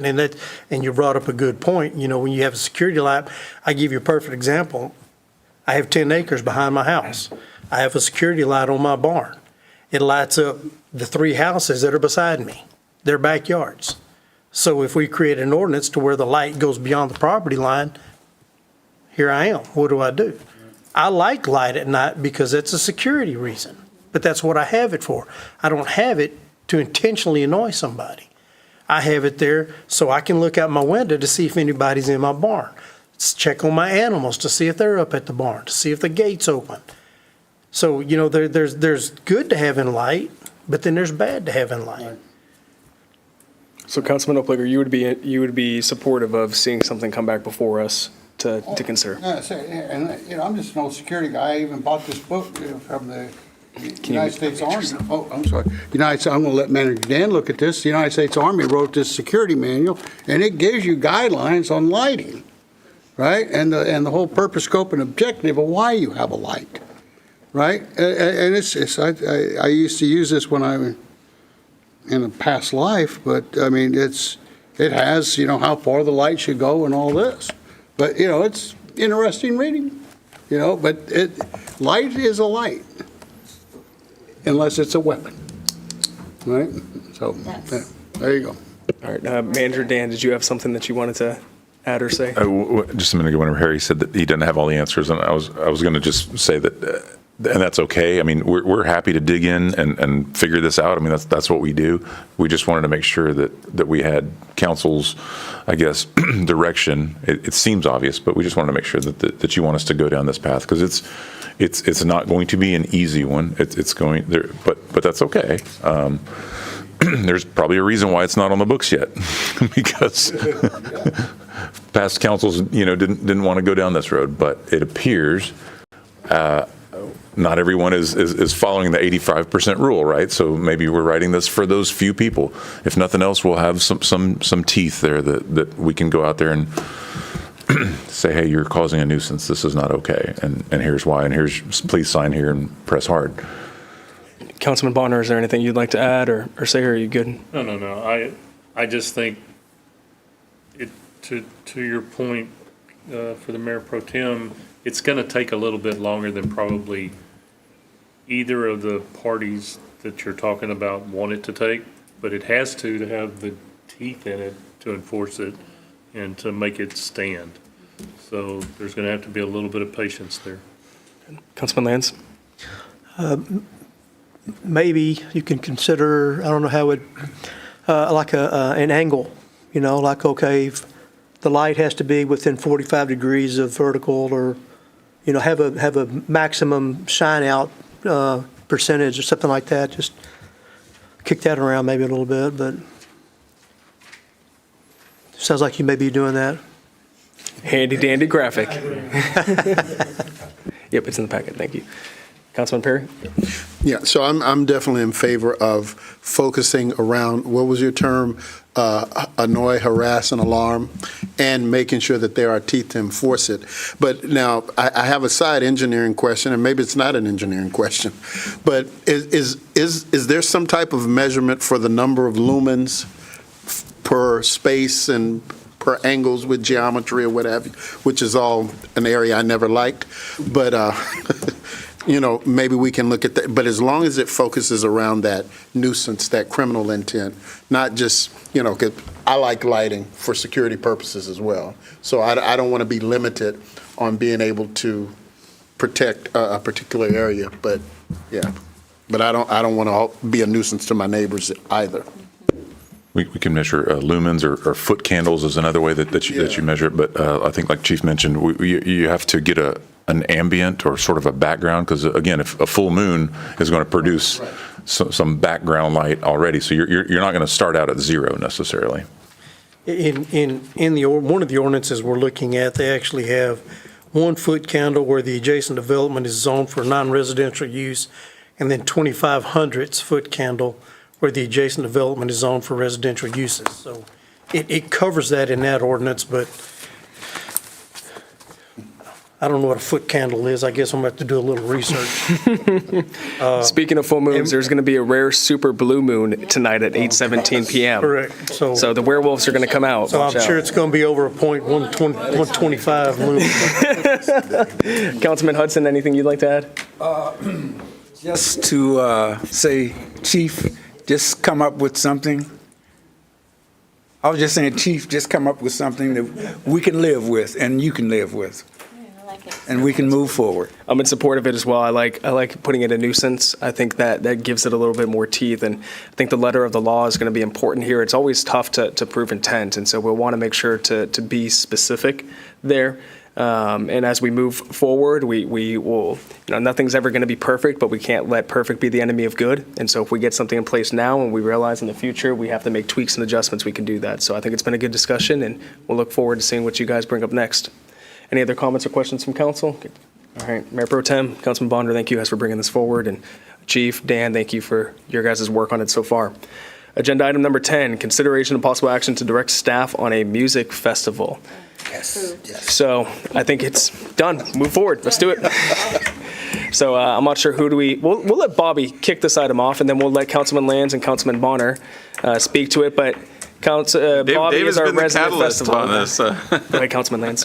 Well, If you want to unmute yourself as well, please. I think, last year, I think it was brought up, hey, let's check into a music fest, and thank goodness we've got the farmer's market running. That was a good segue off the idea, and I'm very excited about our farmer's markets. But so now it looks like we have that going, so let's get back to the idea of a music fest for the city, like an annual. And we've had a couple of meetings, and so we just wanted to make sure that the rest of the council are aware that we're meeting on the hopes to have a music fest, probably on the 160 acres, probably the first one, maybe October next year. We're pretty much decided that we think for the very first one, it's probably going to be too much to bite off to have a big stage and a larger scale farmer's market and a barbecue competition cook-off. So we may hold off the barbecue competition and just focus on the music and maybe a bigger farmer's market for the first one. And of course, there's still a lot involved. I mean, the tents and the security and, it is just, yes, and we're so fortunate to have people that have so much experience with this already. Bobby has a lot of experience with these kind of things, and Keith has a huge amount of experience and contacts. So I'm so grateful that Keith is part of this endeavor, and basically, we just want council to know that this is something we want to do, and we want your blessing and input as time goes, and we will be meeting again very soon and pushing this thing forward and make it happen. Well, thank you, Councilman. Councilman Bonner, anything you'd like to add? No, thank you. The meeting that we had was very, very positive. I think there was so many great ideas that came out of it. One of the things we talked about was just getting the first one done and being large enough to do what we want to do, but small enough so that we don't overwhelm ourselves. If we try to jump off as big as everybody's ideas that came together in the first meeting, it's like the size of the Houston Rodeo, and that would just defeat itself.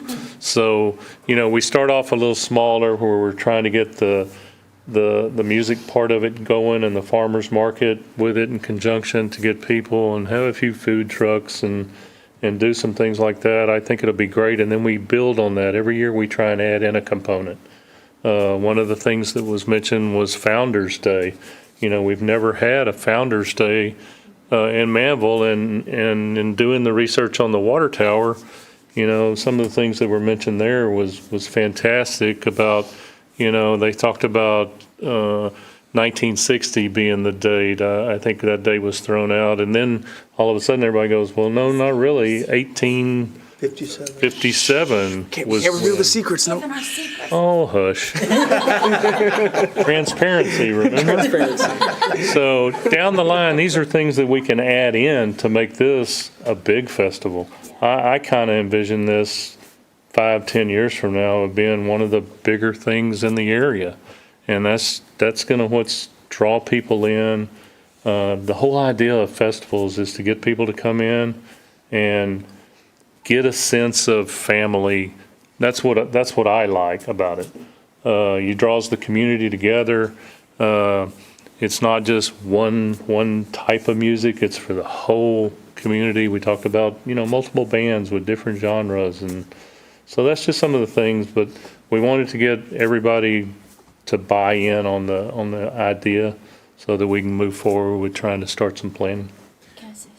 No. Absolutely. Mayor Pro Tem. Thank you, Councilman. So in that meeting, we were trying to keep hush hush. No, I'm kidding. Not for transparency, but we were excited about revealing what the water tower design will look like.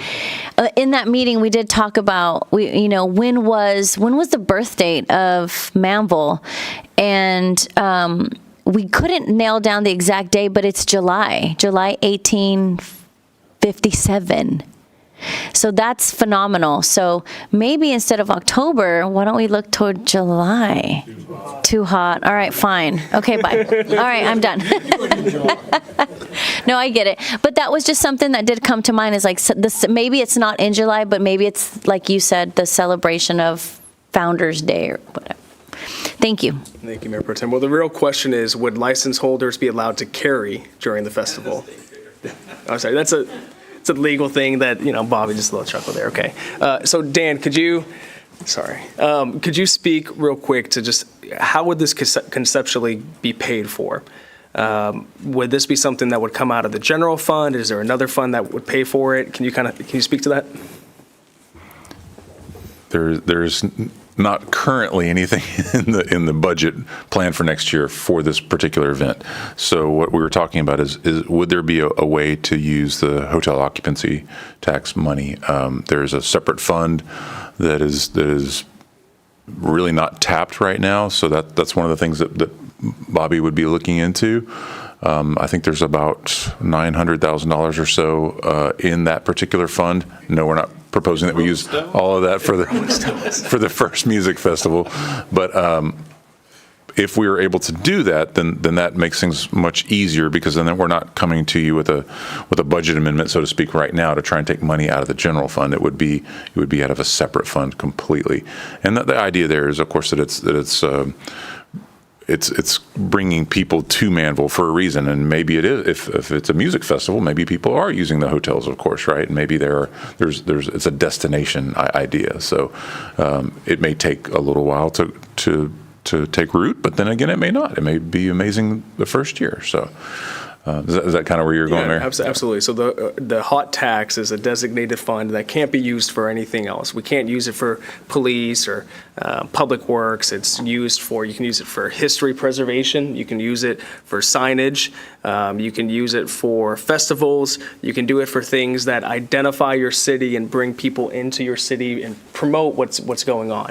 And so I just want to make sure there's no misconceptions about, we're talking about the budget and squeezing things over here. This fund has very set parameters by state law for what we can use it for. So I think the next step you guys will be meeting again and then kind of coming forward with maybe what a tentative budget might look like and kind of going from there. All right, sounds good. Well, I think you guys have council support. We're excited for it. Appreciate y'all's work. And I think we need to have a City of Manvel band, Dan on the drums, Bobby guitar, Councilman Perry with his beautiful vocals, the voice of an angel right here. All right, anything else, council, for this agenda item? Okay, hearing none, we will go into executive session. I will open these both up at the same time. While we're in executive session, you guys have fun looking at the moon. Council will convene into executive session in accordance with the Texas Government Code pursuant to Section 551.071, consultation with attorney, discuss interlocal and development agreement by and between the City of Manvel, Brazoria County Municipal Utility District Number 83 and Hillwood Enterprises LP, and also to Section 551.074, personnel matters. to deliberate the appointment, employment, evaluation, reassignment, duties, discipline, or dismissal of a public officer or employee, or to hear a complaint or charge against an officer or an employee, discuss complaint against mayor and city personnel. And we will step into executive session at 8:05 p.m.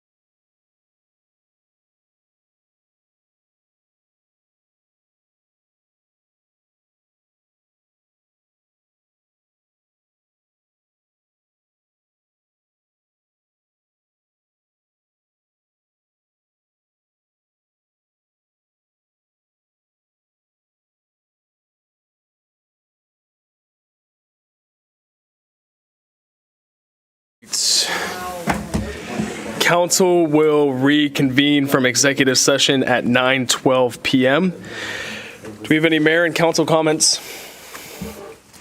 Hearing none, I just want to say thank you to our city secretary, Tammy, and assistant city secretary, Alyssa. I had the idea of putting together a letter to welcome all the teachers and administrators for each of our Manvel schools back, and came up with the idea, and you guys executed on it beautifully, and I just wanted to publicly express my appreciation. I know the teachers appreciated it as well, so thank you guys for doing that. You do such an amazing job, and Brooke as well, taking these ideas and these visions that I have and making them come to life, so thank you for all that you do. I appreciate it. All right, with that, council, I'll make a motion to adjourn. Do I have a second? We have a second from Councilman Bonner. All those in favor? All those opposed? Motion passes unanimously, 7-0. And we will adjourn at 9:30.